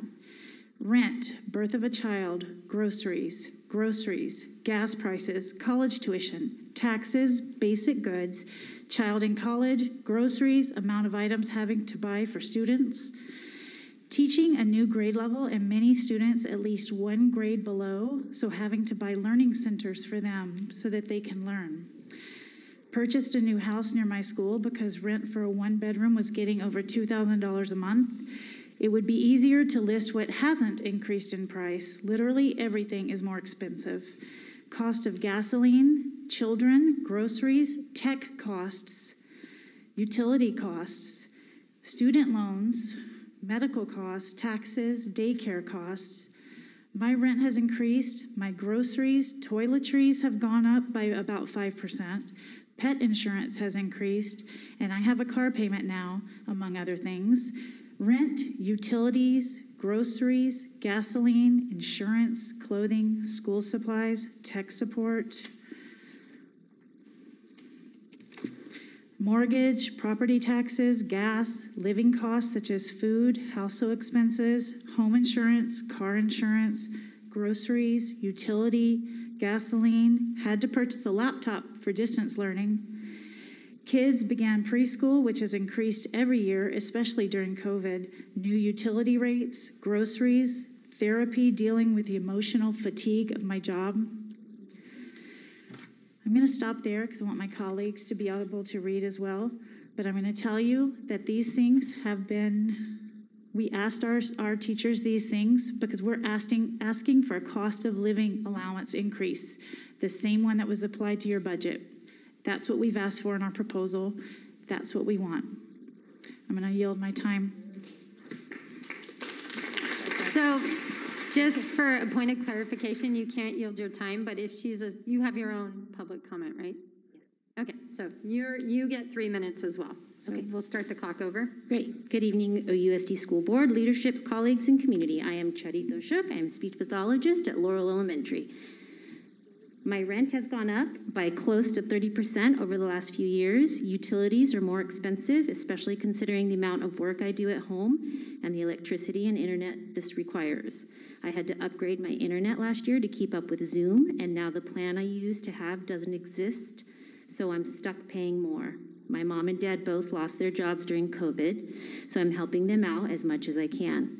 But I'm also trying to save up so someday I can maybe afford a house. I just got married and had a budget wedding, but a lot of the stuff I did, I had to DIY because paying for something like a planner or a coordinator or having real flowers was not something that was affordable with everything else going on.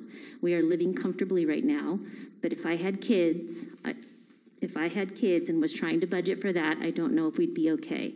I feel like we are constantly one injury away from not being financially stable. Groceries due to COVID, senior child, electric bills due to vital learning for my kids and teaching online, uploading lessons, etc. College expenses, utilities, taking care. Let me know when my time's up. I guess it'll beep, right? Older live-in relatives. My rent has been raised, the price of gas, groceries have gone up, electricity has gone up, helping my own children survive the pandemic, assisting my mother due to pandemic and health issues, mortgage, utilities, groceries, paying more for a better internet plan due to distance learning, utilities, groceries, gas, out-of-pocket healthcare costs, home and car insurance, the cost of classroom supplies. Check out the Consumer Price Index.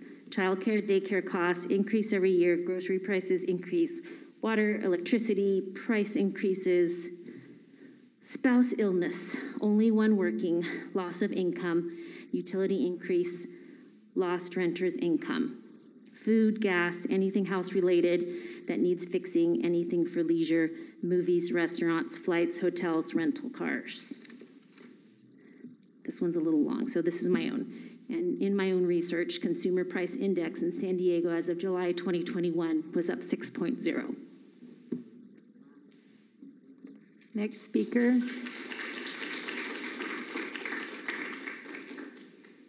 Good evening, board leadership and Superintendent Vitale. My name is Laura Evinger, and I'm a teacher at King Middle School.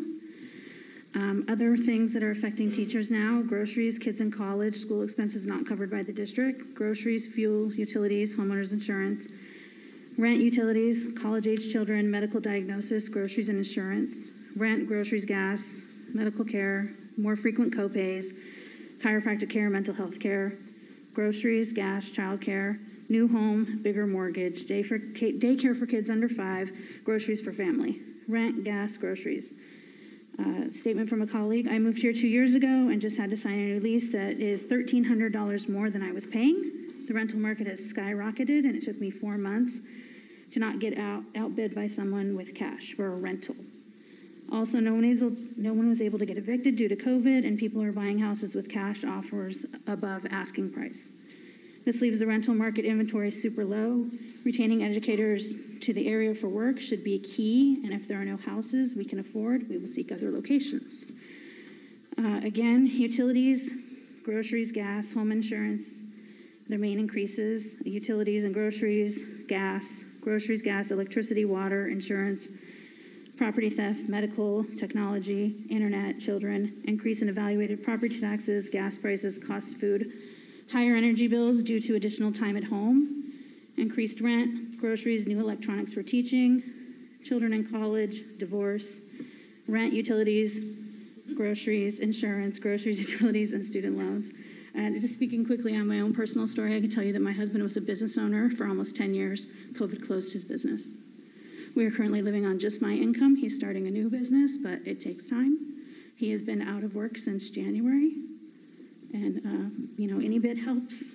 It was hard for them to close their doors, but COVID made them. So a lot of teachers have experience with this, and one spouse is only working now. Thank you for your time. Thank you. Next speaker.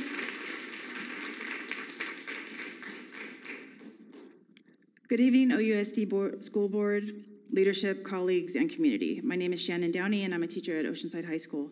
And I'm here tonight to speak regarding increase in cost of living for teachers by sharing responses from our recent member survey.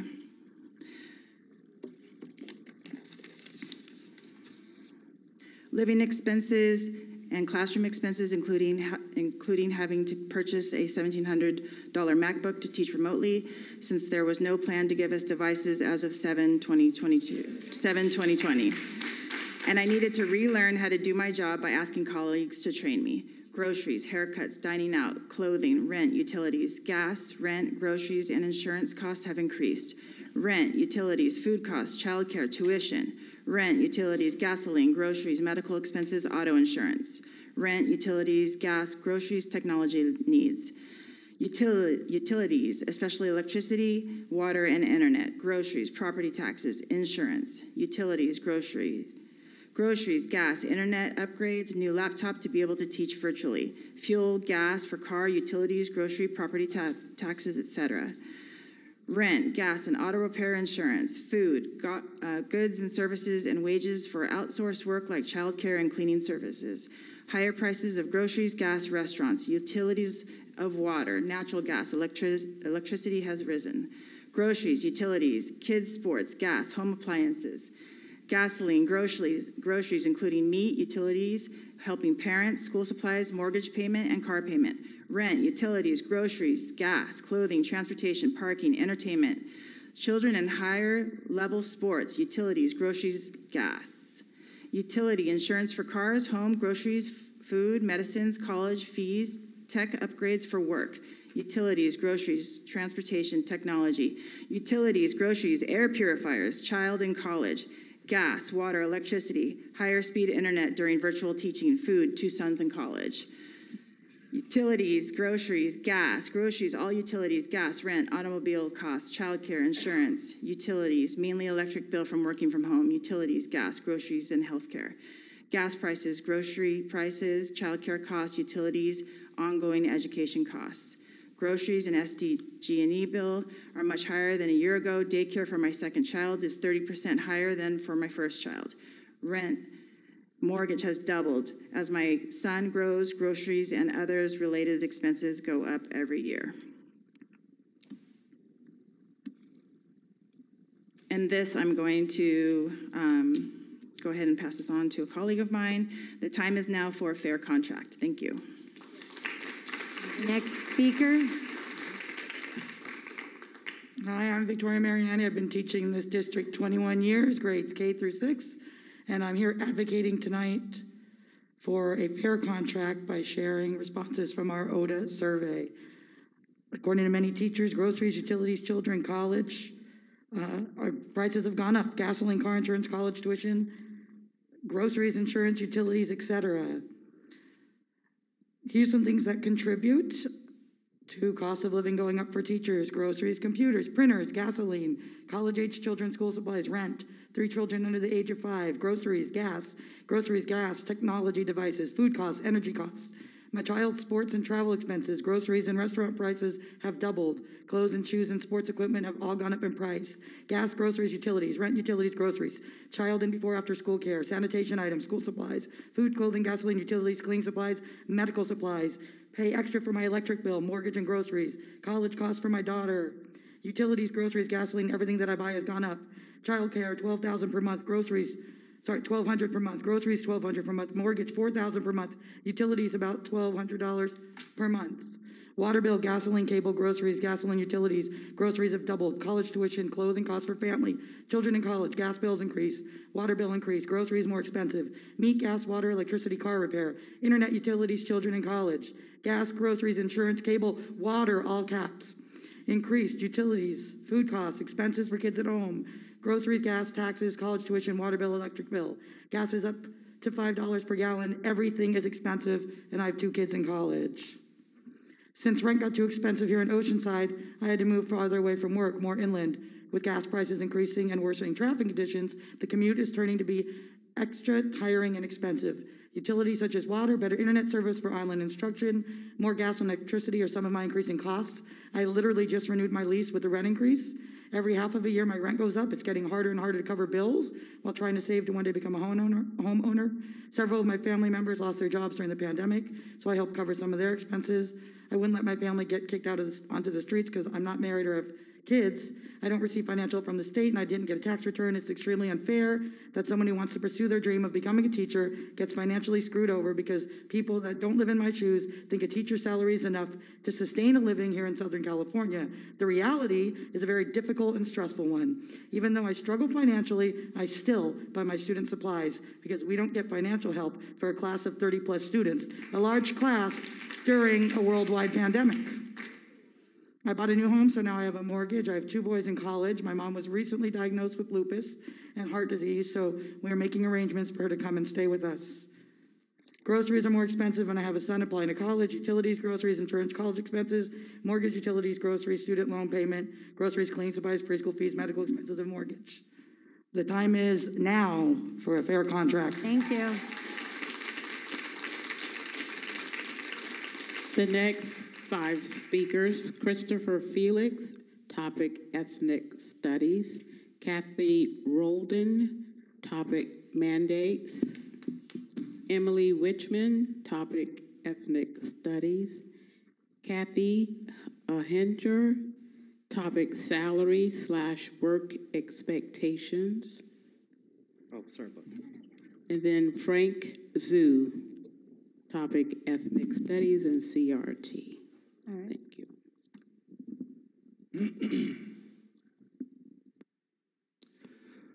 Good evening.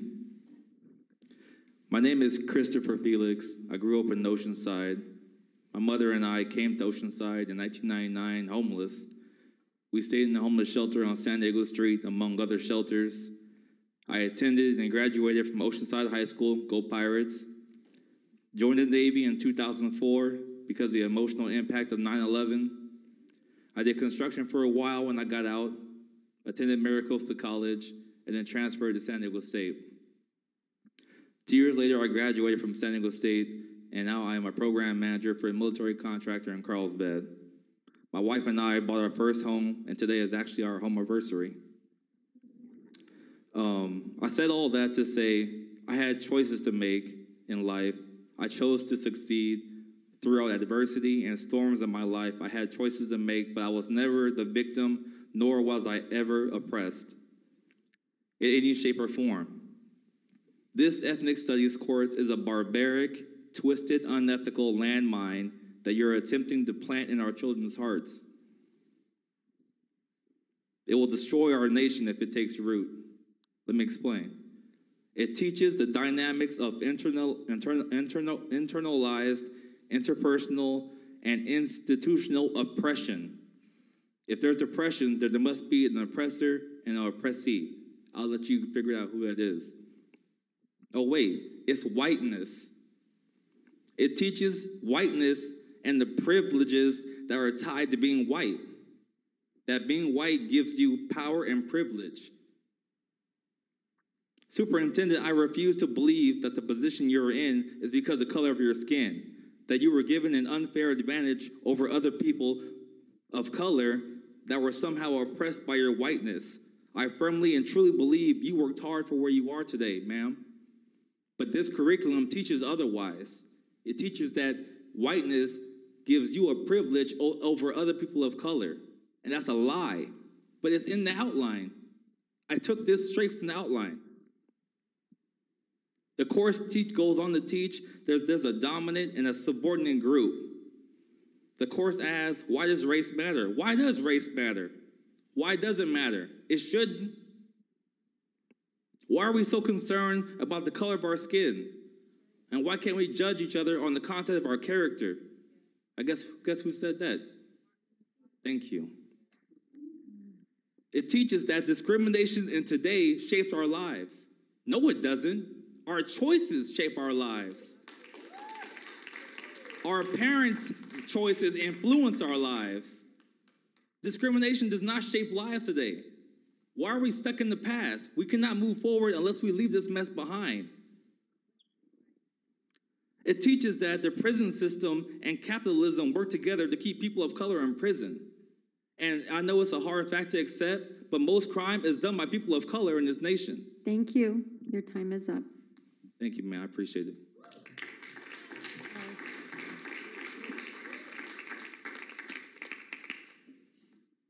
Good Good evening. My name is Kathy Roldan. I come here tonight. I am an employee, but I come in a different role. I come as a minister. And I just wanted to give you a different perspective on you're in charge of the scholars, and I am in charge of their souls and the families' souls. And both, we can agree, shouldn't be taken lightly. Recently, I counseled a doctor who is going through quite a dilemma with her employer wanting to enforce, and especially enforce after last week's extra mandates coming down from the government.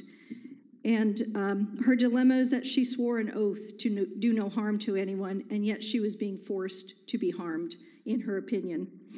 Knowing the risks of the side effects and coupled with her moral conscience of taking it. Sorry, it's hard being short. Should she comply and go along to get along, or not comply and risk her family's financial stability? We discuss the options, and we discuss that sometimes we make decisions that are scary and uncomfortable, and we put our faith in God because providence steps in when we let go of that fear. And that's what prompted me to come tonight. It was because it reminded me of a conversation I had with my own daughters about what I wanted to be remembered by, and that was for standing up for others' rights. And then I thought about my last few months at the district and how it's been difficult to go along, to get along. Even today, I was bullied for pulling my mask down outside by another employee who thought it was her position to tell me we were too close. Board members and leadership, I know that you're under extreme pressure to adhere to what our federal and state governments are mandating. I can tell you that when COVID hit, I too was afraid. So I turned off my TV and I started researching. I can tell you that I've had over 2,000 hours logged of research. So I'm not telling you this as a theorist, conspiracy theorist or otherwise. I can tell you with 100% confidence that the facts are out there, but they're being withheld. It is the responsibility of all of us to do the research and trust our instincts. Following the science does not mean following the CDC. The CDC has a nonprofit foundation that is being funded by organizations that are pharmaceutical companies, guess who, and just foundations like the Bill and Melinda Gates. So we cannot listen to that as science if there is a biased opinion behind it. Last week we were given on our Wednesday weekly, there was a misinformation alert funded again by the same companies. I know you're busy, this is daunting of doing this research, but I think when it comes to scholars and souls, we need to really make this a priority. Also, as a Christian minister, I have to say that the masking and social distancing, when you look into that, has its roots in Satanism. Thank so you. By making that... Your time is up. Thank you for your public comment. Thank you for that perspective.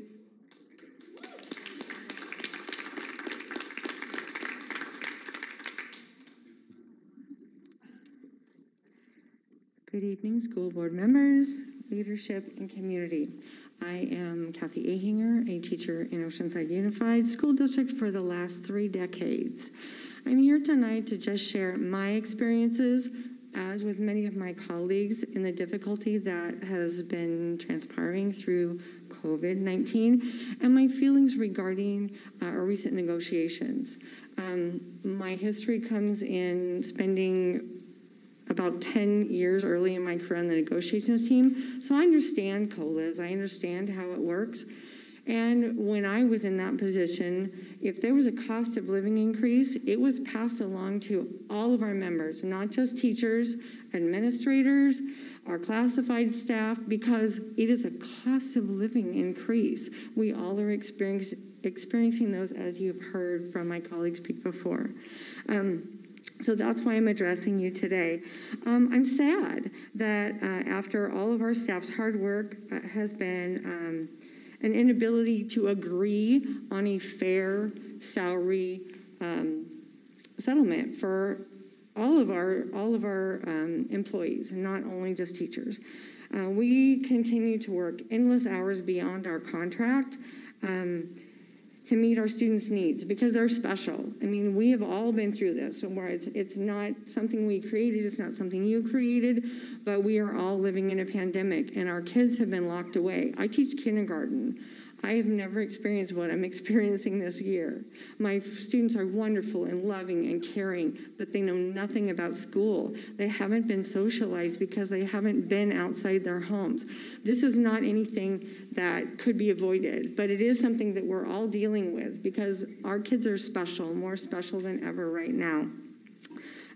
We are putting in our time for extra training, new communication tools, new curriculums, that are having and technology that are occurring outside our day. There's never been a way to finish our job if we do it adequately within our day.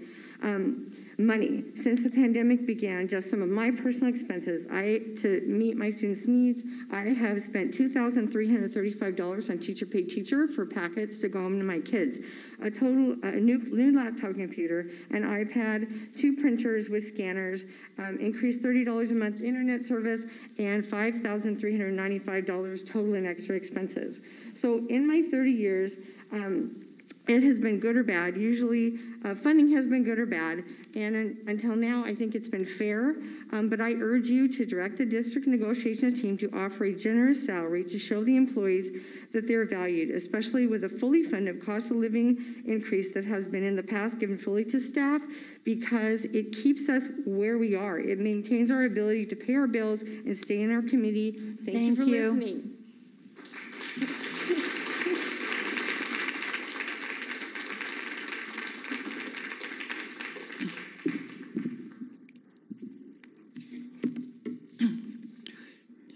Superintendent, board members, I'm here to report to you the meeting that Graham Fraser and I had with Dr. Vitale and Dr. Lawrence on August the 11th about Oceanside ethnic studies. I presented several resources which showed a narrow lens or perspective of information superintendent said she didn't understand. I asked for a committee to evaluate the resources materials from Oceanside ethnic studies. I was shut down, but I was offered to have my materials given to the committee so they could look it over. I also asked for the categories of who was on this committee, but I have not received it yet. I suspected the superintendent did not understand, and what I had presented, then the committee didn't understand, and the board does not understand the contents of Oceanside's ethnic studies. According to analysis by California Equal Rights, Oceanside ethnic studies is filled with a much contested critical race theory. So I'm referencing to your California School Board Ethnic Studies publication, FAQs, in July 2021. And this publication gives you additional background on critical race theory. This publication answers how critical race theory is related to the California Ethnic Studies model curriculum. And it makes clear, let me quote, the state's model curriculum is intended to provide guidance to school districts. It does not require any specific concepts such as CRT to be incorporated in ethnic studies. It also answers a question, is CRT Marxist? And I quote, CRT was developed by left-leaning scholars, some of whom were neo-Marxists, but not inherently Marxist. So what does that mean? So I looked it up. And what do neo-Marxists believe? And I got this quote from Oxford Languages. Neo-Marxists believe the economic system creates a wealthy class of owners and a poor class of workers. They also believe that certain social institutions, such as churches, prisons, and schools, have created to maintain the division between the powerful and the powerless. Is this what Oceanside Ethnic Studies lens and perspective is tuned to, dividing by race and people? I am requesting the Governing Board of Education for the Oceanside Unified School District direct staff to start the procedure to form a committee for the purpose to make it our own ethnic studies, using policies 1312.2, complaints concerning instructional material, policy 6141, 6142.3.94, 6144.1220, and the state code 60044. There are many models. Oh goodness, there are many models. What I would ask that this committee could create their own guiding principles to work by. Thank you for your public comment. Alrighty, thank you. Oh.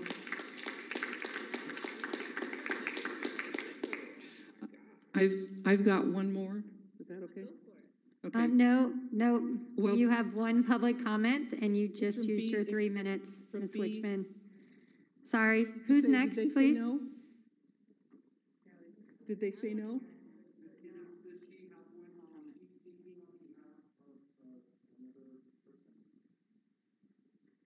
No, we do not do that.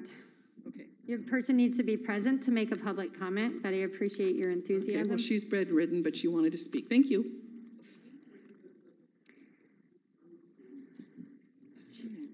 Okay, good evening.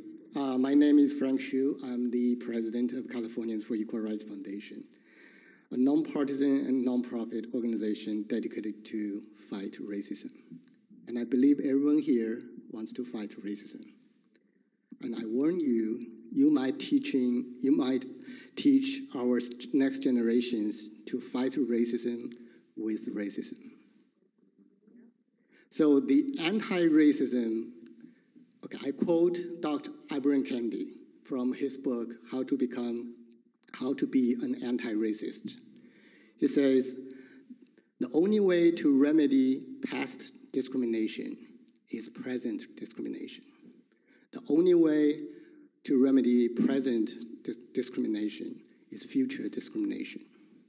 So be aware that if you are promoting anti-racism idea, you are promoting racism. And further, in his book, he also says that to anti-racism is going to anti-capitalism. If you love capitalism, you end up loving racism. I come from a communist China, and I know what it leads to. So please be careful what this ideology will lead our next generations to. So we analyzed all 18 units of OUSD's approved ethnic studies courses. They are all biased towards critical race theory resources, an oppressor versus victim narrative, a power and a privilege lens, and a focus on political awareness building. So this slant toward a particular worldview and a special kind of ethnic studies rooted in CRT is unconducive for diversity of sorts to flourish in OUSD. And unopposed implementing a critical ethnic studies course means that civic engagement will give in to racial divisions. And effective communication and holistic development will be replaced by a strong sense of disempowerment. Lifelong learning will be overshadowed by political indoctrination, and it is a race to the bottom. So in closing, I encourage you to go on www.rejectcrt.org, which is empowered by CIFER, and read the joint statement made by a diverse coalition of 25 organizations in firm opposition to critical race theory and its real-life applications, including critical ethnic studies. Thank you for your public comment.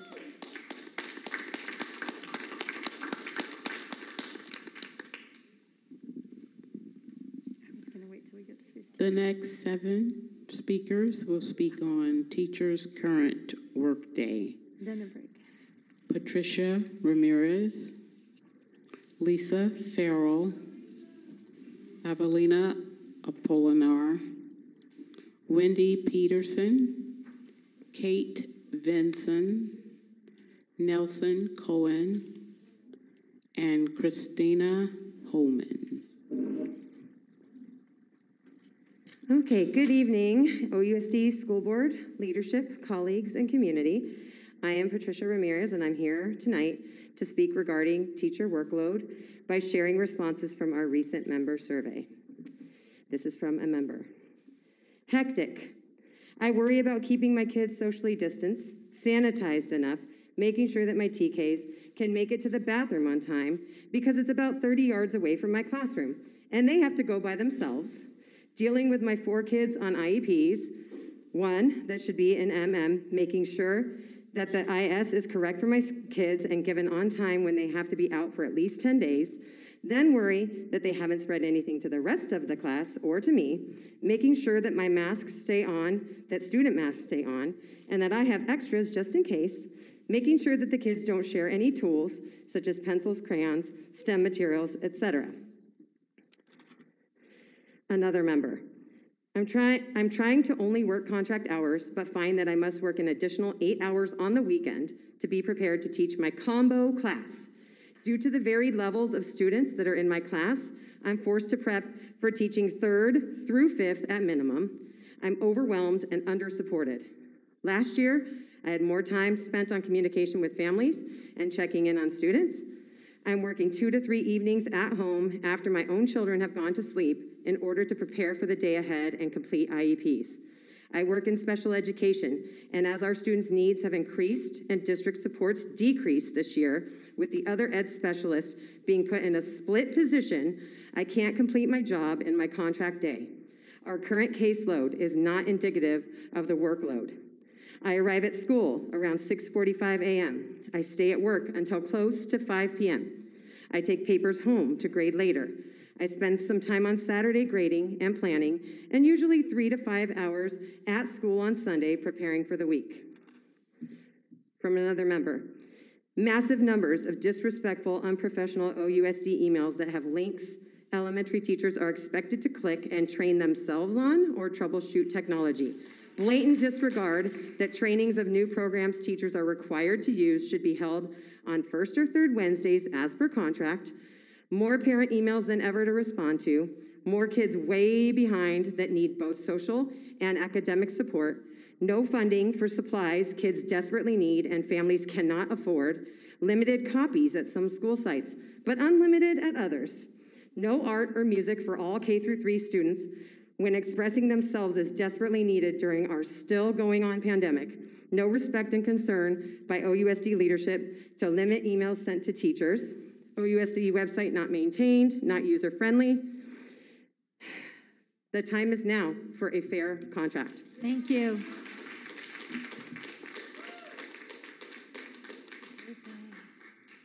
Good evening, Oceanside School Board members, leadership, colleagues, and community. I'm Lisa Farrell, a teacher and a parent in our school district. I'm going to share some more responses from our recent member survey. Disinfecting services in the morning, making sure there are plenty of masks and wipes, lack of freedom with students seating, the lack of ability to move students as needed to create a better environment. Constantly reminding students to cover their noses and mouths, teaching through a mask, keeping distance from colleagues, no field trips, assemblies, plays, music presentations, no volunteers, back to school night and parent conferences on Zoom, digital work for all the students out due to illness, current use of PPE, having to start doing short independent study contracts adds to my work off contract hours. I spend most of my prep answering emails and posting assignments for students who are quarantined. I don't have time during most days to prepare for my in-person students. I spend 1 to 2 additional hours preparing for the next day. There's so much more work now. The addition of Google Classroom and providing extra work, time, and effort with my students who have been in contact with COVID. There is a daily, no, minutely fear of COVID exposure. And what does the district do? Collapse classes and increase class size. In a year where COVID is surging and we have more below grade level students than ever. That's abhorrent. It is difficult to teach young children who are wearing masks. It's difficult to hear them and you can't tell if they're enunciating or forming their letter sounds correctly. And you just cannot socially distance yourself from a young child who needs academic assistance. Additionally, there are so many daily tasks that we've previously had parent help with, project prep, photocopying, clerical work, working with students, etc. And we cannot have volunteers in the classroom, so more work falls on our shoulders. With 0 district support or training for our new technology, we've had to muddle through our new devices and the students' new devices. Many who did not know how to log into their new devices that they just received last week, with iReady in progress. And several devices that did not recognize the students' credentials and had to have a password reset that we barely learned at the 11th hour. get to work, put the mask on, have a hard time breathing all day, strain my voice, talk, use the voice amplifier I bought before the district bought the ones for us, sanitize myself and students multiple times a day, deal with things the nurse used to deal with because we don't want to send them up to get infected if someone's sick, wipe down tables with disinfectant wipe, ask students all day long to mask up, find their mask, get them a mask, worry about kids getting sick, not being told kids are in quarantine, worry about if we're going to have to pivot to virtual with a new system since I'm in a new grade level with a new platform, worried my Chromebook won't work at school.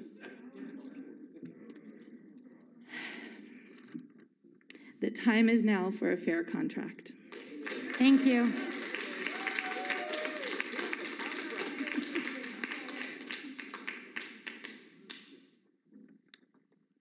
Good evening, OUSD School Board leadership, colleagues, and community. I am Evelina Apolinar. I am a teacher at Libby. I am here tonight to speak regarding teachers' current workdays by sharing responses from our recent member survey. I have watched colleagues who have had to quarantine with their entire class, work hard, gather pertinent materials, only to have most work come back unfinished or classroom books materials unreturned. They can't even start their first day back in the classroom as they'd like because of missing books, etc. Because of all we've endured so far this school year, 4 weeks of school has felt like 4 months. 30 minutes of prep is just not enough. Lots of juggling, lots of explaining to the parents what the district is sending out. Just changed jobs on Monday, so everything different. Technology keeps me working longer. Checking email, Google Classroom, Seesaw, Aludo to learn. Technology frustrations, nothing ready in classrooms. Took 2 to 3 weeks after school started to get technology set up at the teacher desk, doc cam, and projector working. More prep time would be highly beneficial at elementary level. I work through lunches, recesses, plus come early and stay after contract hours.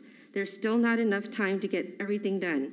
So I end up working at least 8 to 10 more hours on Saturday or Sunday.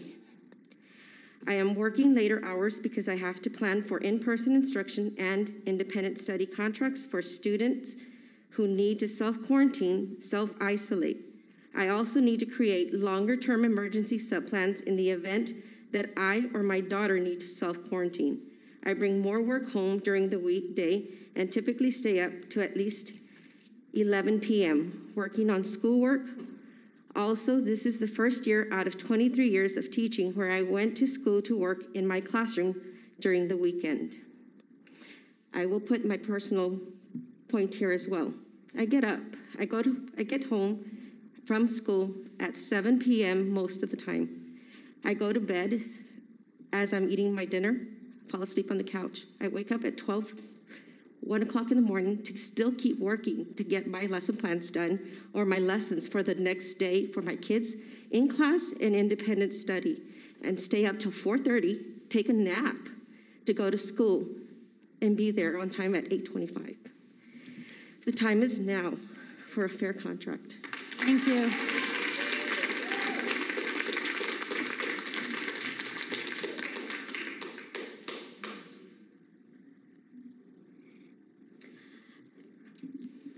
My name is Wendy. I'm a teacher at Oceanside High School. I'm here tonight to speak regarding teachers' current workday by sharing responses from our recent member survey.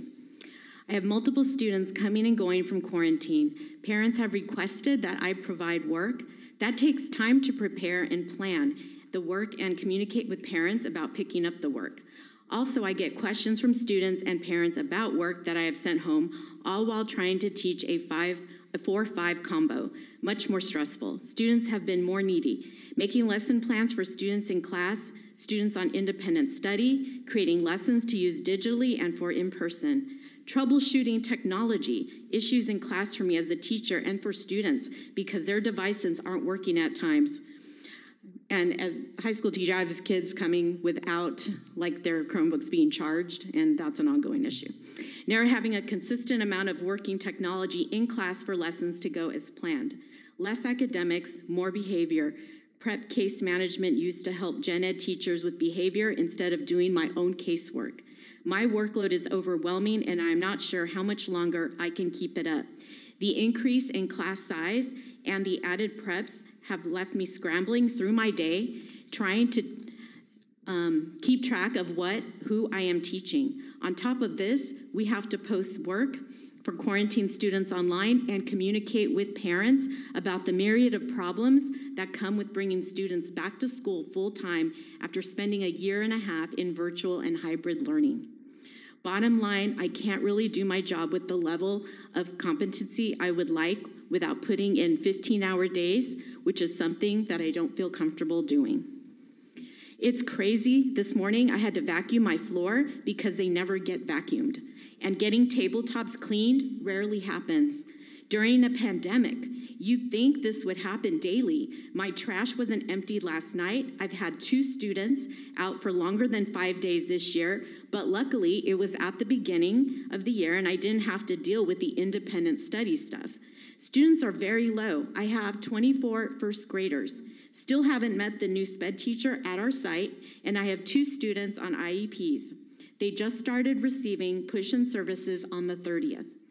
Constantly having to tell students to put on masks. And these first graders have never been in real school, so it's like the kinder all over again.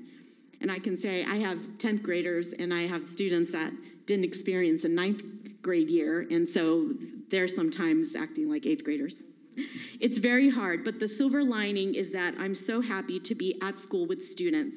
I get PTSD thinking about having to Zoom again.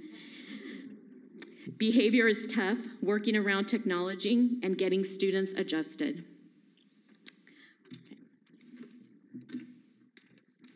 Thank you. Next speaker. Good evening, school board, leadership, colleagues, and community. I'm Kate Venzen. I'm here to speak about Teacher Day by sharing responses from our recent member survey. A lot of students are having anxiety about coming back to school. They are catching up from learning gaps from Zoom. I worry a lot more about the safety of my students. The communications from the district have not been clear, and protocols for when a class goes on independent study have not been clear either. I solved technology problems for each child, problems I didn't have before. I am consoling children whose personal earbuds don't work and they refuse to use my classroom supply. I'm repeatedly helping students log into their devices because they don't remember how to do it. Personally, it can take up to 15 minutes per student that you're trying to help get logged in, and then it won't work. I am helping children keep track of their username and passwords to different accounts. I am having to reteach lessons to students who are gone due to quarantine or due to COVID. My classroom has turned into a revolving door. It is hard to keep track of who is coming and who is going, who is supposed to be here and who is not supposed to be here. I'm having to email parents regarding their quarantine students' assignments. I'm having to write independent studies for students who are out for a few days, several days, 14 days. I have to grade the work the students return. In many cases, the students don't do any of the work that I spent a lot of time putting together for them to do over their quarantine. I am having to figure out how to teach 2 students who have brought their devices and to the students who have not brought their devices. I have to write separate teaching plans for both of these groups because not everybody brings a charged device or a device to school. So the solution to that would be to have extra devices in the classroom for when students forget their Chromebook or their Chromebook is not charged. But Greg Moon decided to take away the extra Chromebooks instead of having us leave them in the schools. Even some of those Chromebooks were bought with site funds at South O, and they still took some of those away instead of leaving them for us to use when kids forget. I'm having to figure out how students can change their device because we do not have enough extra devices or extra chargers in the classroom. I feel like it cannot be a consistent teacher when my classroom has turned into a revolving door. I have to send many messages home via Blackboard because many of the parents do not check or help their students complete their schoolwork. It is time for a fair contract. Thank you. Next speaker. Thank you. I'm Nelson Cohen from McAuliffe. I've been there for about 12 years now, and I was at Reynolds for around 13 years before that. Thank you for allowing me to work in your district. First of all, the United States of America has been a great country for around 245 years now. And there have been hiccups along the way, but we've worked hard to improve our country. And as far as our working conditions, our devices, like Kate said, our devices cannot work with Zoom and start to glitch after 30 minutes. The independent study packets take a lot of time, very, very much time, and it makes me and my colleagues grumpy when the students do not do any of the work. We're constantly having to console students and keep them from having an emotional breakdown because of the devices not being charged, not working correctly, not remembering their passwords, not having their own earbuds. Teachers also have emotional breakdowns while trying to assist these students. Believe me, students just seem more on edge and sensitive to anything right now. I feel like I am also a counselor. We all do. This is exhausting. In addition to creating and engaging in-person lessons, we're translating them to an accessible format, such as Google Classroom or Seesaw. Our emails include more contacts from students who are quarantined and parents on their behalf. Our work days require about an additional hour of prep per day than they did previously. This time includes arranging flexible music parks to accommodate the continual fluctuation of students in our music classes, as well as check-ins and content provision for those students working from home. There's increased expectation to provide services that were not done last year, such with high caseloads and not enough support, with much more interaction and collaboration with parents. Our workload and preparation for class sizes and accommodations for COVID-19 protocols have not changed. We're still working 12+ hours to coordinate curriculum, communication, and accommodate extended quarantine or medical absences without the preparation period or sustained support of coordinated staffing or substitutes. We have lost not only a daily prep to maintain or remain on top of grading, differentiation, or social emotional learning support for students, as was bridged in hybrid to build the programs and successes we had. We also cover for our colleagues and team for our prep period almost every day as a result of the lagging issues. Thank you. Thank you.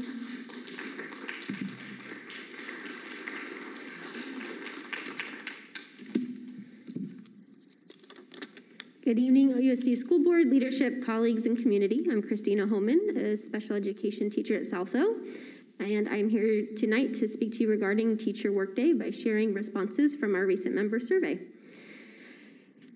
Whew.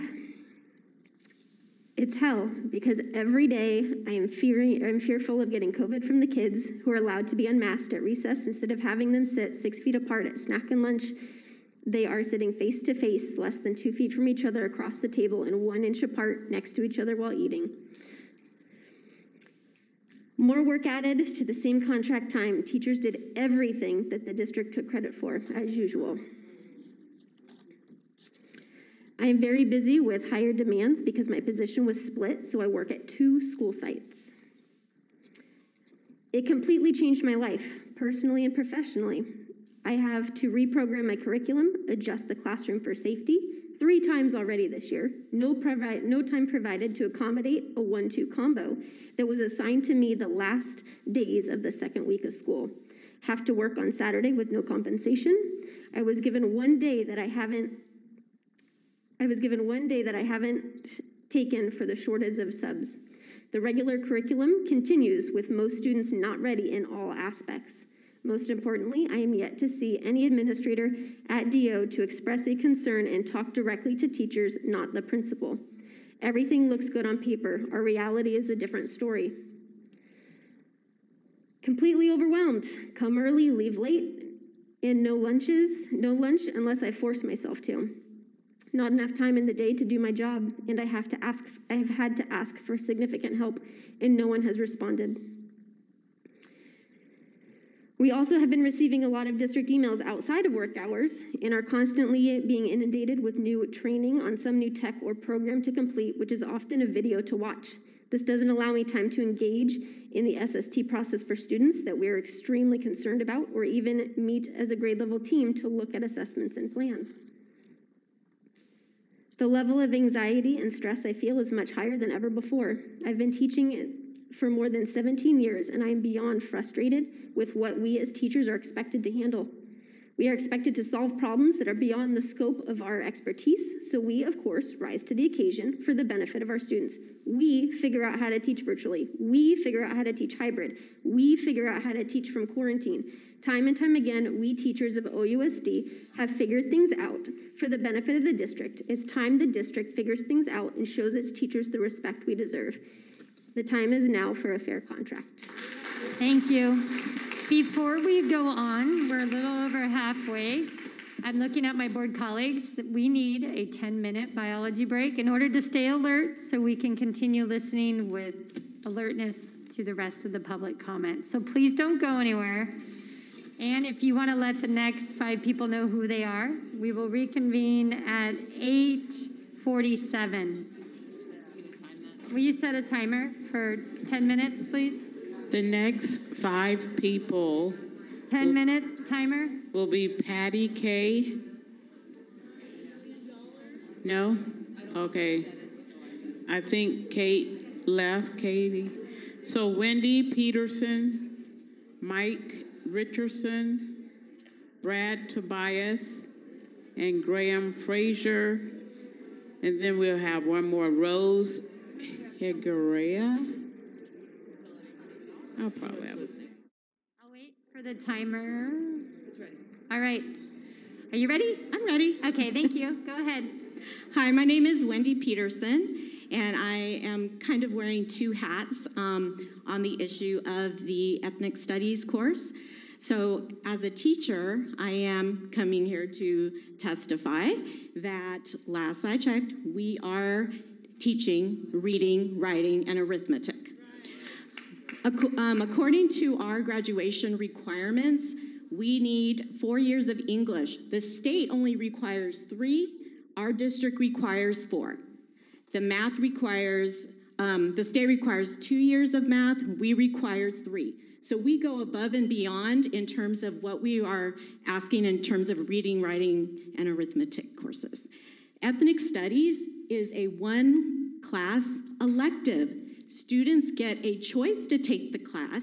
We have only about 20 students enrolled in it, and so it is a choice. It is not a mandated course for students to graduate, so students by no means are required to take that course. They get a choice, and we have a slew of other courses that they can choose from as well. I wanted to mention that beyond the narrow scope that I think some people have of just our school and district and critical race theory, there is another world out there. UC schools require an American culture to graduate and earn a degree, and any degree they need to satisfy. Here's a little bit. Courses must be at least 3 semester units or 4 quarter units. Courses must also take substantial account of groups drawn from at least 3 of the following: African Americans, Indigenous peoples of the United States, Asian Americans, Chicanos, Latin Americans, and European Americans. So that's a requirement for UC students to take a course similar to ethnic studies. At Stanford, here are the names of some of the courses that students can choose from. There is also a requirement to graduate from Stanford with something in regards to an ethnic studies background. Here's one course: Student and Community Organizing for Social Change. Let's see. Advanced Methods in Comparative Studies in Race and Ethnicity. There's another one. Race, Ethnicity, and Linguistic Diversity. Gender in Native American Societies. And Activism. Introduction to Feminist Gender and Sexuality Studies. So these are at so most universities in the country do ask their students to take a course in something that's going to inform them and create them, make them better citizens. Okay. Also, MiraCosta College has a cultural diversity requirement for graduation. So we are in fact emulating what is happening in universities across the country. Thank you for your public comment.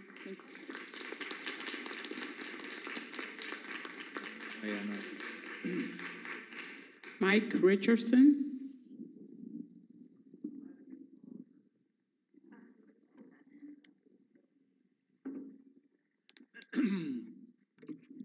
As you said, I'm Mike Richardson. I've stood before you in other meetings and told you that when I graduated from Jefferson Junior High School, which was called then, I was in the first class. I graduated in 1955. And in that time, there was a requirement that you had to pass a comprehensive test on the Constitution. The classes, our social studies classes, spent the entire year deeply studying the Constitution. And if you didn't pass, you didn't go to high school. I think that lasted for another 25 or 30 years from what I've heard from other students, and then it just sort of mysteriously disappeared. I've asked what happened, and nobody really knows, except they say, well, the state has other mandates for you to teach. Well, I passed out a copy of the Ramona Union School District to you. It's on your desk. And this is their recent policy decision on civic education, U.S. history. I can't go through the whole thing with you, but I can tell you that at the top of the list is the Constitution and the Bill of Rights and the Declaration of Independence. One item that I think I gotta read to you, it says, number 7, students shall be taught how the ideologies of communism and totalitarianism conflict with the founding principles of freedom and democracy of the United States. Do you think our kids know that? I don't hear that. Curriculum shall include first person's accounts from diverse individuals. Okay, I'm going to skip to the section about racism because that seems to be a hot topic. And incidentally, it's my understanding that there's a proposal in the legislature to require ethnic studies as a high school for high school graduation, and I think it will be next year or the year after. But this is on page 3 of this document. There's a whole list of things that are forbidden. And I would love to read them all, but it says that the school is forbidden from teaching that one race or sex is inherently superior to another race or sex. That's forbidden. An individual is forbidden to teach that an individual by virtue of his or her race is inherently racist. That's forbidden. Why is it allowed today in our schools? I think it's time for you to read this document from Ramona School District. Thank you for your public comment. Next 3 speakers, Brad Tobias, Graham Frazier, and Rose Higuera. Well, to the board, superintendent, thank you, good evening, thank you for this time, and to all the teachers, as a parent, thank you for what you do for our children. I appreciate that.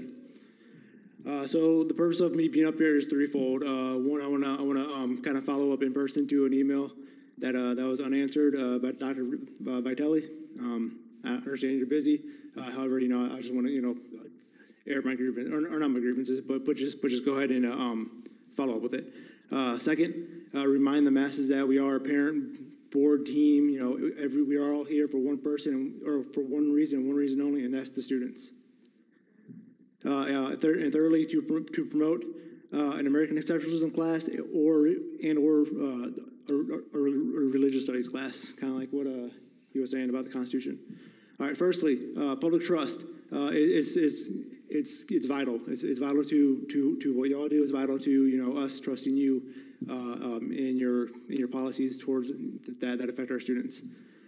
After the last meeting, I recommended to Dr. Begin and Eric Joyce about a town hall or a Q&A session where we can go ahead and ask you questions and receive answers back, unlike in this forum. Also in the email, I recommended that public comments be placed in the beginning of these public sessions, not towards the end. I feel like there would be greater attendance from parents like myself at these meetings. Thirdly, another recommendation is for these meetings to allow questions and answers during these public comments. Example being, I ask you a question and you go in and answer it right here on the spot. I feel like that would be huge. It'll be huge. It'll help progress these meetings in a much better way. Going on to my next topic of American exceptionalism and religious studies classes. I have a couple of reasons here. One, we live in the greatest nation in the world. No other nation in the world do we have the rights that we do. For this, because as stated earlier, the ethnic studies was not a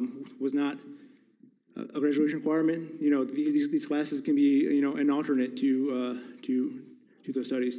It could also be an avenue for civility that was talked about earlier. It will show equity and equal opportunity for students to choose when selecting classes. Even though these may not be favored by the board, it's a great compromise that will make students well-rounded. Our nation and Constitution was born on compromise. Last point here, some high school seniors will be of voting age, and these classes of American exceptionalism and religious studies will help prepare seniors to understand the issues when they go and vote. A good tool here is this report, the 7076 report that was written by the last administration, and it's great. And this is my recommendation. And thank you for your time. Thank you for your public comment. I just want to say one thing real quick. You had a good suggestion about question and answers, but we're legally bound not to respond and deliberate about questions that are brought up during public comment that are not on the agenda, because it has not been made aware to the public that we are discussing something specific. So it's part of our rules as a governing board that we have to make sure that the public understands what we're going to be deliberating prior to the meeting. So just to let you know. Thank you.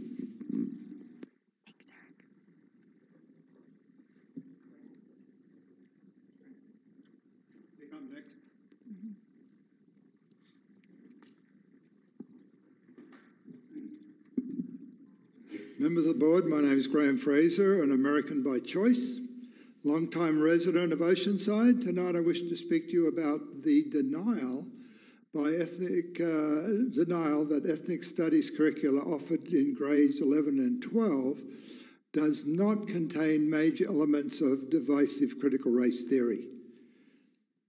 The board has said that it does not. The superintendent says that it is not. And I believe that's the truth. This denial position presents the following possibilities to me. You have not read the subject curricula and hence are ignorant. 2, you approve the Marxist and divisive nature of the curriculum and hence can be fairly labelled as communists. Are easily led and have no real interest in the matter. You are shills of the teachers' union cabal and hence must follow the party line without question. Which of these best fits you, I wonder? Let me remind you that your primary duty is to keep the superintendent in check.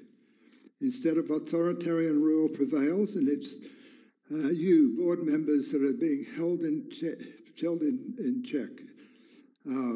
Your job is to ensure that our children are being taught how to think, not to be indoctrinated, and you just don't seem to care. Shame on you. It is not to serve the citizens, if it is not to serve the citizens of Oceanside to the check between policies of the Marxist colonial teachers, California Teachers Union, and the community needs and wants, what motivates you to run and serve on the board and be useful rubber stamp, I ask myself. Frankly, in my 40 years of appearing before public agencies, and I've done a lot of that, as an engineer. In fact, I was an engineer for the board here for 10 years. I've never seen a weaker or feckless board, ever. You guys just do not take the authority that you have. You're not looking at this ethnic studies curricula.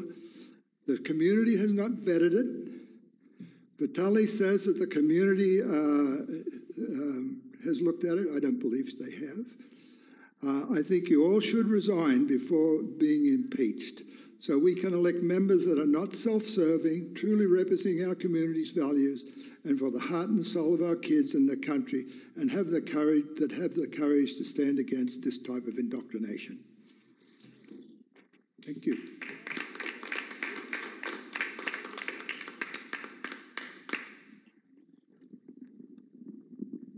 Rose.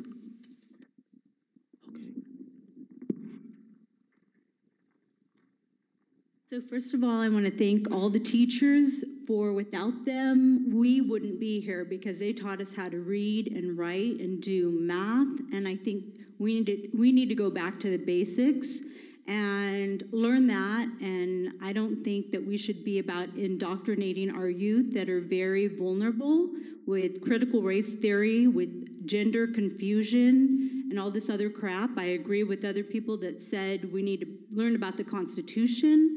We need to do the Pledge of Allegiance. We need to teach our children respect for their elders, for teachers, for policemen.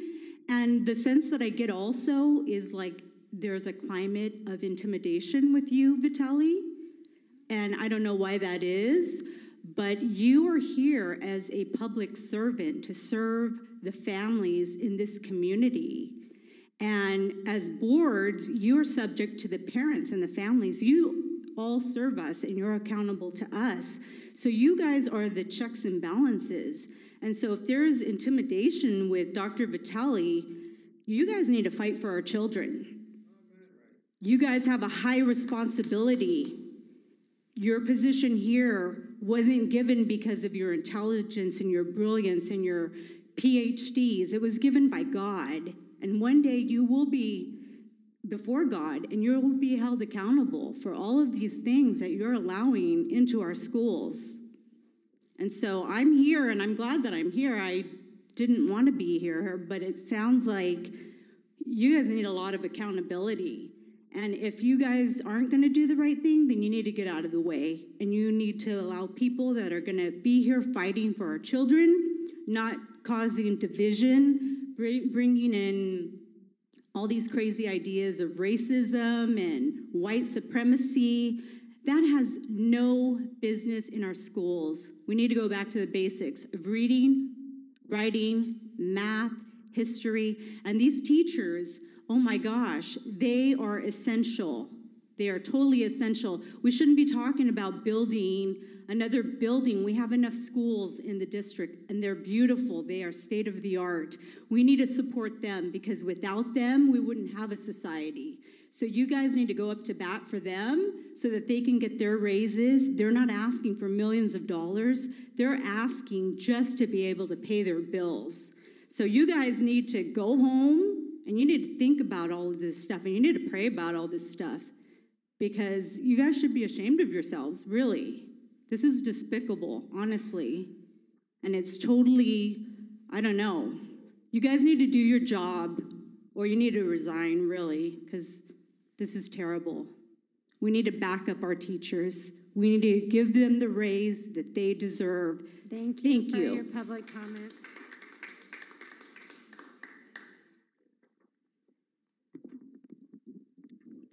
The next few speakers will go as follows. Topic, pandemic effect on workload. Lynn Gonzalez, Lydia Mesa Magam, yeah, you know who, yeah, I figured you knew who I was talking about. Charles Finn, and Rebecca Hilvey. Yes, I couldn't read your writing, sorry.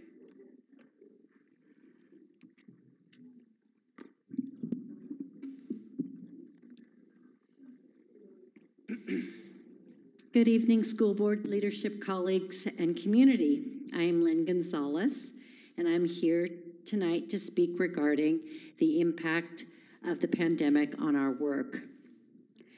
I have had to deal, these are the comments of our members.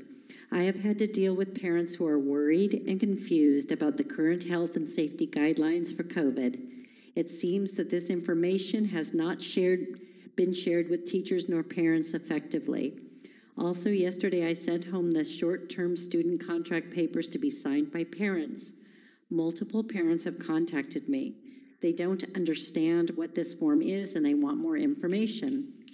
Sadly, I have no information to give them because it has not been explained to me either, other than the quick video that Josh posted on the weekly newsletter. I still don't know what the policy is or how it will be implemented and by whom. Increased anxiety about getting COVID because of how close I have to be to students with special needs, changing diapers and managing physical behaviors, including spitting, poop throwing, self-injury. Having to enforce that on a period by period basis daily. Students not having devices, students not having charged devices, parents attacking and questioning everything that I do, having to write a bazillion independent studies, trying to keep track of who is in the classroom and who is not in the classroom, who did the work, who did not do the work. This is not a normal teaching situation anymore. I am just going through the motions and hoping that something sticks. Not only am I immunocompromised due to pre-existing conditions, but so are members of my household. I have the expectation to sustain COVID-19 safety and protocol without the continued mitigation of a classroom with social distancing. Students who wear masks consistently. Then I must coordinate my own testing at home each week as at least 15 to 20 students out each day due to quarantine or exposure. I must make a decision each day on how much or which students or family members I should sacrifice in this day and in coming days as I plan to develop a curriculum that is both engaging and accessible to support SEL for my students, but not myself or my colleagues. Are there any significant situations that directly impact your work as a result of the pandemic? That's the topic that I'm reading. Yes, lingering after effects of fatigue, headaches, brain fog that also affect my teaching. Also, student number in classes is still too high and money is being spent on other things that do not benefit the students. My work is directly impacted. Oh, it's time for a fair contract. Thank you.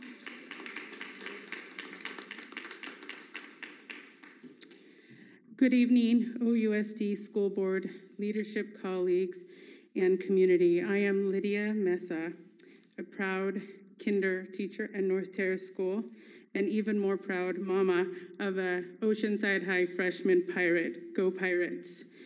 I am here tonight to speak regarding the pandemic effects on our workload.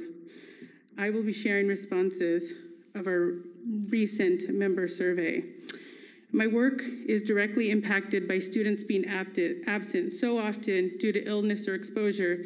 It is difficult to plan for effective and meaningful lessons when 10 or more of my students are absent each day in my course. If we are having a provided lesson for students virtually every time they are exposed or show symptoms, it feels like we are taking steps back, as many students do not complete the independent study work due to being too sick, needing additional support, or just not wanting to do the work. The amount of time I spend doing my job has easily doubled. Are there any significant changes that have directly impacted your work as a result of the pandemic? My colleague said, I am concerned about bringing COVID to my family, even though I am fully vaccinated and take all necessary precautions. I do not believe that parents are properly reporting illnesses in order to avoid quarantine. Our school is short-staffed, and it puts more on the shoulders of people than there are there. My freshman thinks it's cool or funny to pull off their mask and pull it down in class and share food and drink with others. The lack of transparency regarding students being sick, having to prepare lessons for students working at home, the constant pressure and stress of when will I get sick? We are in charge of disinfecting our classrooms. The most important issue is student safety and learning. How does a stipend solve the problem of overcrowded third grade classrooms? There are many interruptions with students in quarantine. How will I ever catch up? Beyond that, the other things that have been added to that workload include teachers having to look for their own masks. We have kindergarten students who do not have masks that appropriately fit them. We are chasing down masks, buying our own masks, and then having to also make masks out of adult-sized masks and always trying to fit those to our students. Even though students are bringing extra masks, that's still not enough. We need masks. We are chasing down Chromebook extra chargers. We were told you'll have to buy your own at your site if you want more. The students not having them charged every day. I know we will always partner together to break down bridges and proceed in the best interest of students. We need a fair contract now. Thank you.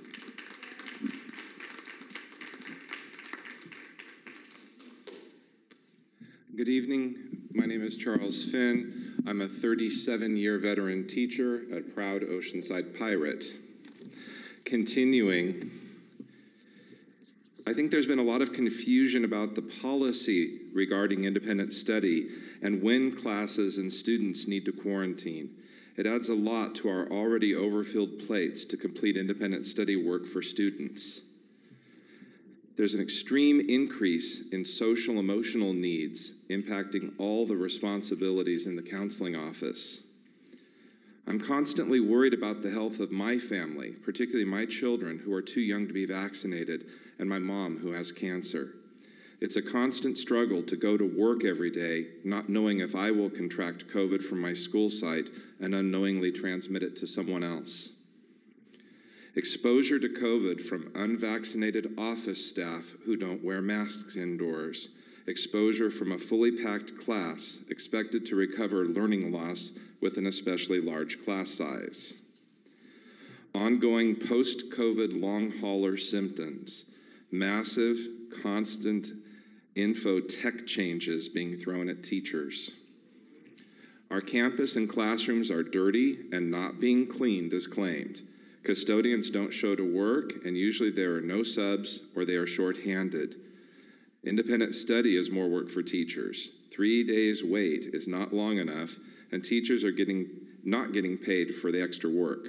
Poor communication at our school, especially about COVID-19 infection. At our site, we usually find out from each other that a class is on quarantine. Districts should require schools' principals to inform teachers immediately about positive cases. SPED issues and support are not adjusted for full day. No support. Rooms are not getting cleaned during pandemic conditions. We're vacuuming our rooms and wiping tables at the beginning or ending of each day. Students are all over the place academically and socially, yet I have more students than I did pre-pandemic and no more support. Support teachers are not working as support, they're pulled to substitute or help admin. Our plan when they do start the support plan is more stressful and not helpful because it's an added time of day push-in that we have to fit in. 2 adults and kids talking in class is very distracting. If we had smaller class sizes, we wouldn't need the support teacher. It's time. It's way past time. Thank you.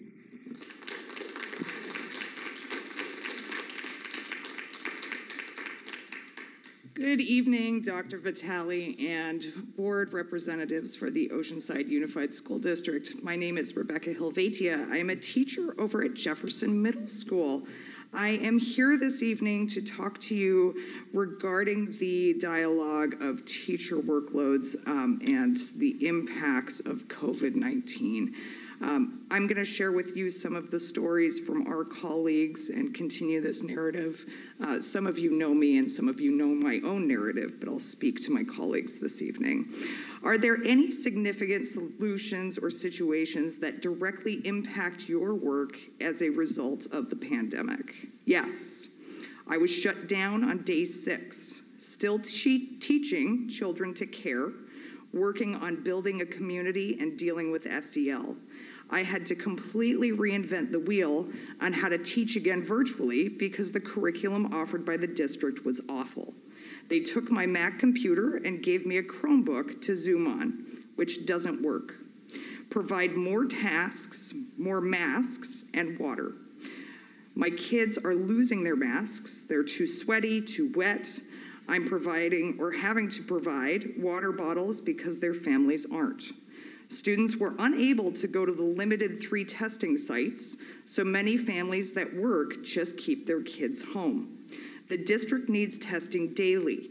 We have no online programs like ST Math or anything to offer students on IS.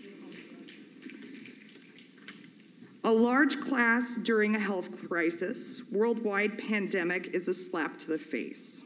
Why preach caring about health when we are literally put into these situations where our health is disregarded? There is literally no way for us to socially distance when we have a large roster. A significant situation that has directly impacted my work as a result of the pandemic is evaluating and assessing students for disabilities. It's challenging to determine a student's progress or growth. Some students lacking the capability to log in to virtual classes. Some students didn't have parental support to fully participate in virtual learning. We have also seen an uptick in requests for evaluations, which has significantly impacted my caseload and workload. IAs and kids are out more often due to testing and quarantines, self, family, etc., so that affects my daily schedule and ability to support students day to day. IAs need to be moved around to meet the day-to-day needs in my classroom or pulled to support other classrooms and students on our campus. Significant absences also affect kids' ability to progress on goals. We need a fair contract now. Thank you.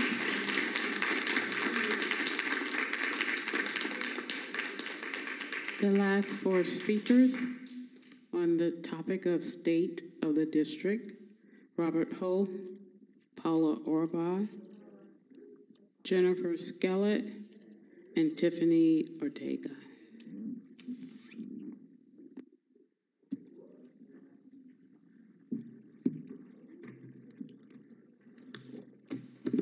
Good evening, board, leadership, colleagues, and community. I'm Robert Ho. I've been a resident of Oceanside now for over 20 years, and I've been blessed being at the same school, at King Middle School, for the last 25 years. So it's my only job off college, and I love the school I'm working for. I love working for this district.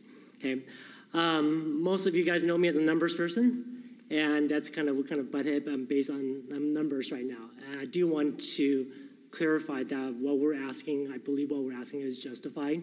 It is COLA for our colleagues, and you hear a lot of stories about that this evening.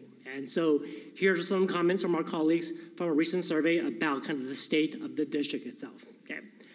Teachers on my site have never felt more overwhelmed and less appreciated than we do now. Where's all the CARES Act money? Okay. I'm already putting extra hours to try to keep us up, to keep up with work, and I'm at the breaking point. IT in particular has got to start doing their job instead of dumping onto others. Okay, I believe we need to negotiate at least salaries for at least 4 to 5%. Okay, custodial staff appears to be understaffed. Buildings and classrooms are not properly cleaned and sanitized. Lack of emotional support professionals at the secondary level. My concern is that they took away our teacher's desktop. First, they didn't take out my dongles, my wireless keyboard, and mouse I personally purchased. I would like them to be replaced. Okay. Second, the new teacher laptop won't connect to my 20-year-old classroom printer. I have to send anything I need to print it up to the office. How to get a single copy for that one student I can, and when I can't leave my classroom. And I definitely feel that in my own classroom. You're just never making enough copies, and then the kids always losing their copies, and just not having a personal device to collect their own personal printer, it is a hassle. Okay, majority of our staff bought our own printers and are hiking up to the office several times a day just to get that 1 or 2 copies they need for their students. I know we are receiving new laptops, but my printer still won't connect to that one either, okay? So here the question is, how does the tech department head keep his or her job? Okay. In all my years of teaching, I see very little joy from the teachers. They are overworked and extremely stressed. It is too much. I dread coming back to work because the joy of teaching is gone. It is still about the test scores and data, even during a pandemic and Delta surge. Data is important, but the message is received. Teachers are not valued unless they provide data, okay? There's talk about social and emotional well-being for our students. I see teachers trying to provide this, but it is challenging. Thank you for your comment. Okay, Robert. thank you very much.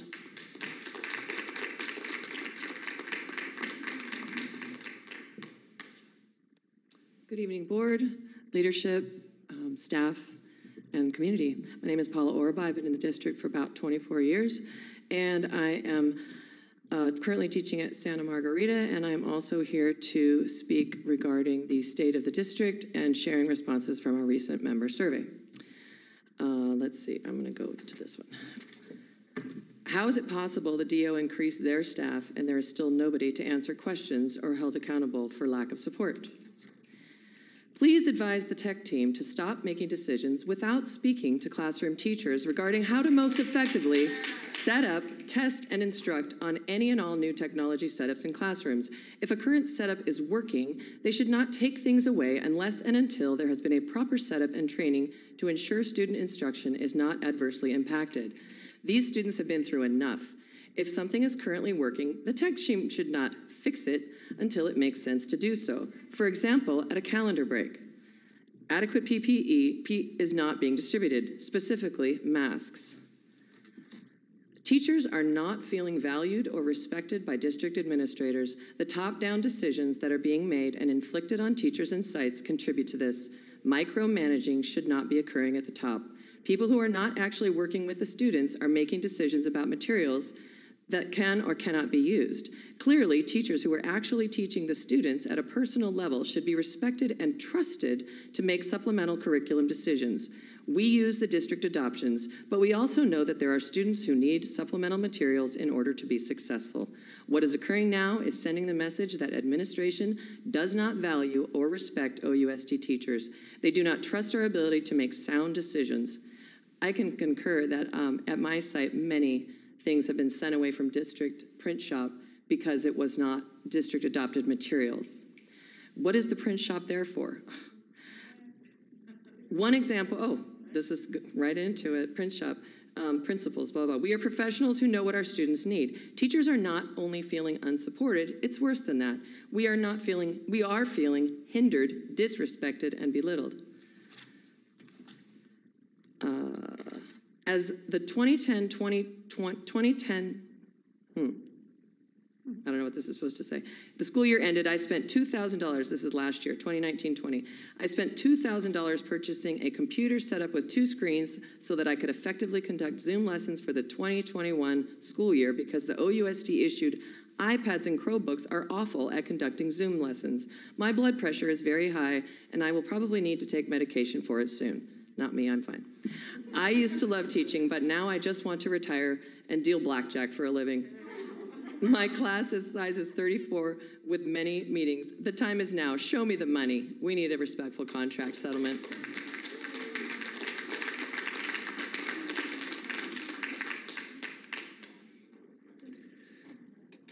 Hi, I'm Jen Skellett, in case you didn't know.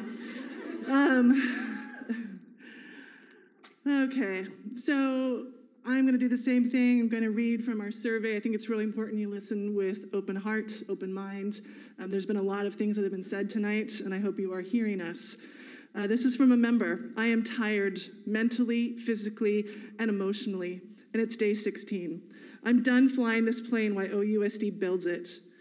They had all spring and summer to figure this out. Did they? Nope. We teachers had to. If I could afford to quit, I would. Since we went to Zoom, they have expected too much from us. I know my team went above and beyond. We still are. And it's not appreciated. 5 schedule changes last year, and this year with IS forms. Give us a break. We can't get it all done during contract times. I love working with my kids. It brings me joy to see them every day. OUSD needs to get it together. We don't have enough staff to support the needs of the school. Teachers and support staff are overwhelmed by the lack of support from the district and not having a clue on who does what at the district level. More work is being pushed to the site level and not enough support.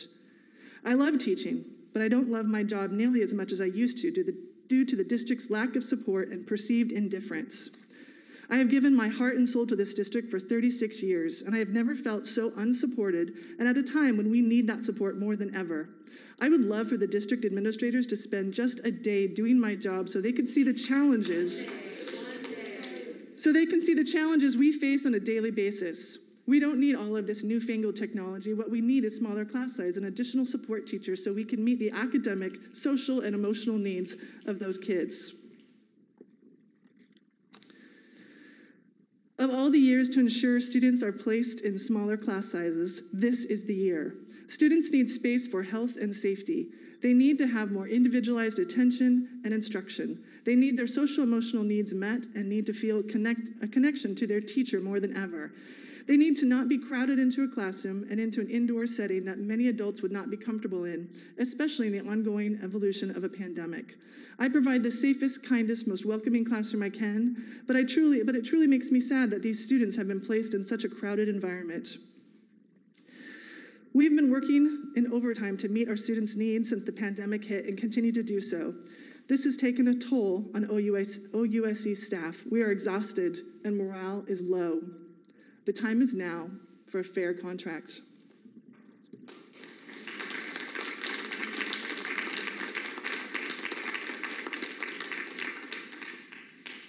Good evening. I am not Jen Skellett. I'm Tiffany Ortega, Oceanside Teachers Association President. I'm going to read a few more of these. I think I am. I'm saddened and at times angered that our leadership chose to add more admin positions and only looking out to help admin positions workloads, but not teachers who are dealing with so many different situations in class.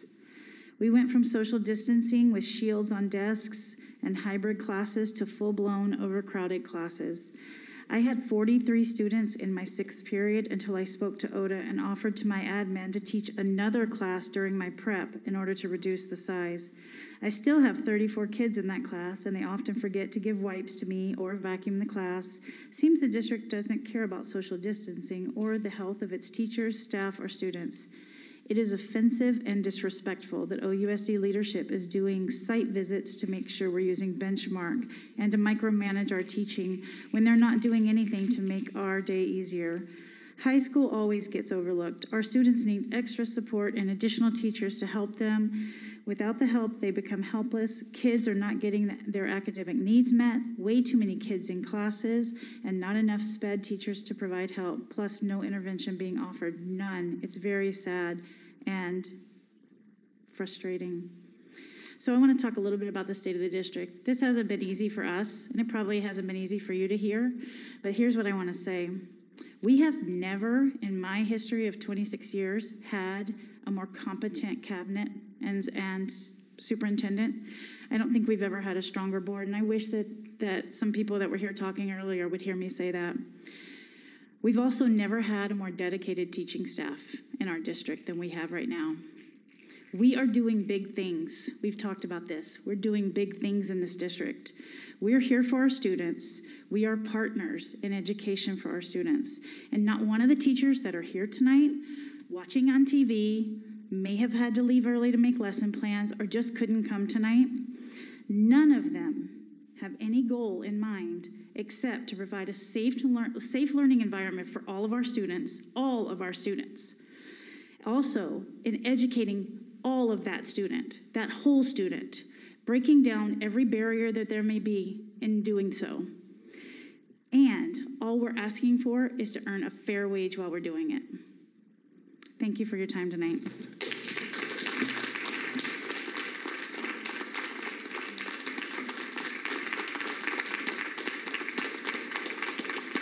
All right. Do we have any more public comments, Ann? Are you sure? Okay, I'm just checking. All right, moving on to item number 11, board and staff discussion.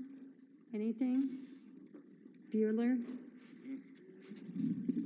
I think I already stated earlier, what I would have put in here is that I think we should meet again in October to discuss and revise our budget, including the COVID funding and what we should be using it for. Okay, duly noted. All right, I got no comments for you either. So that leads us to number 12, adjournment. So we are now adjourned tonight.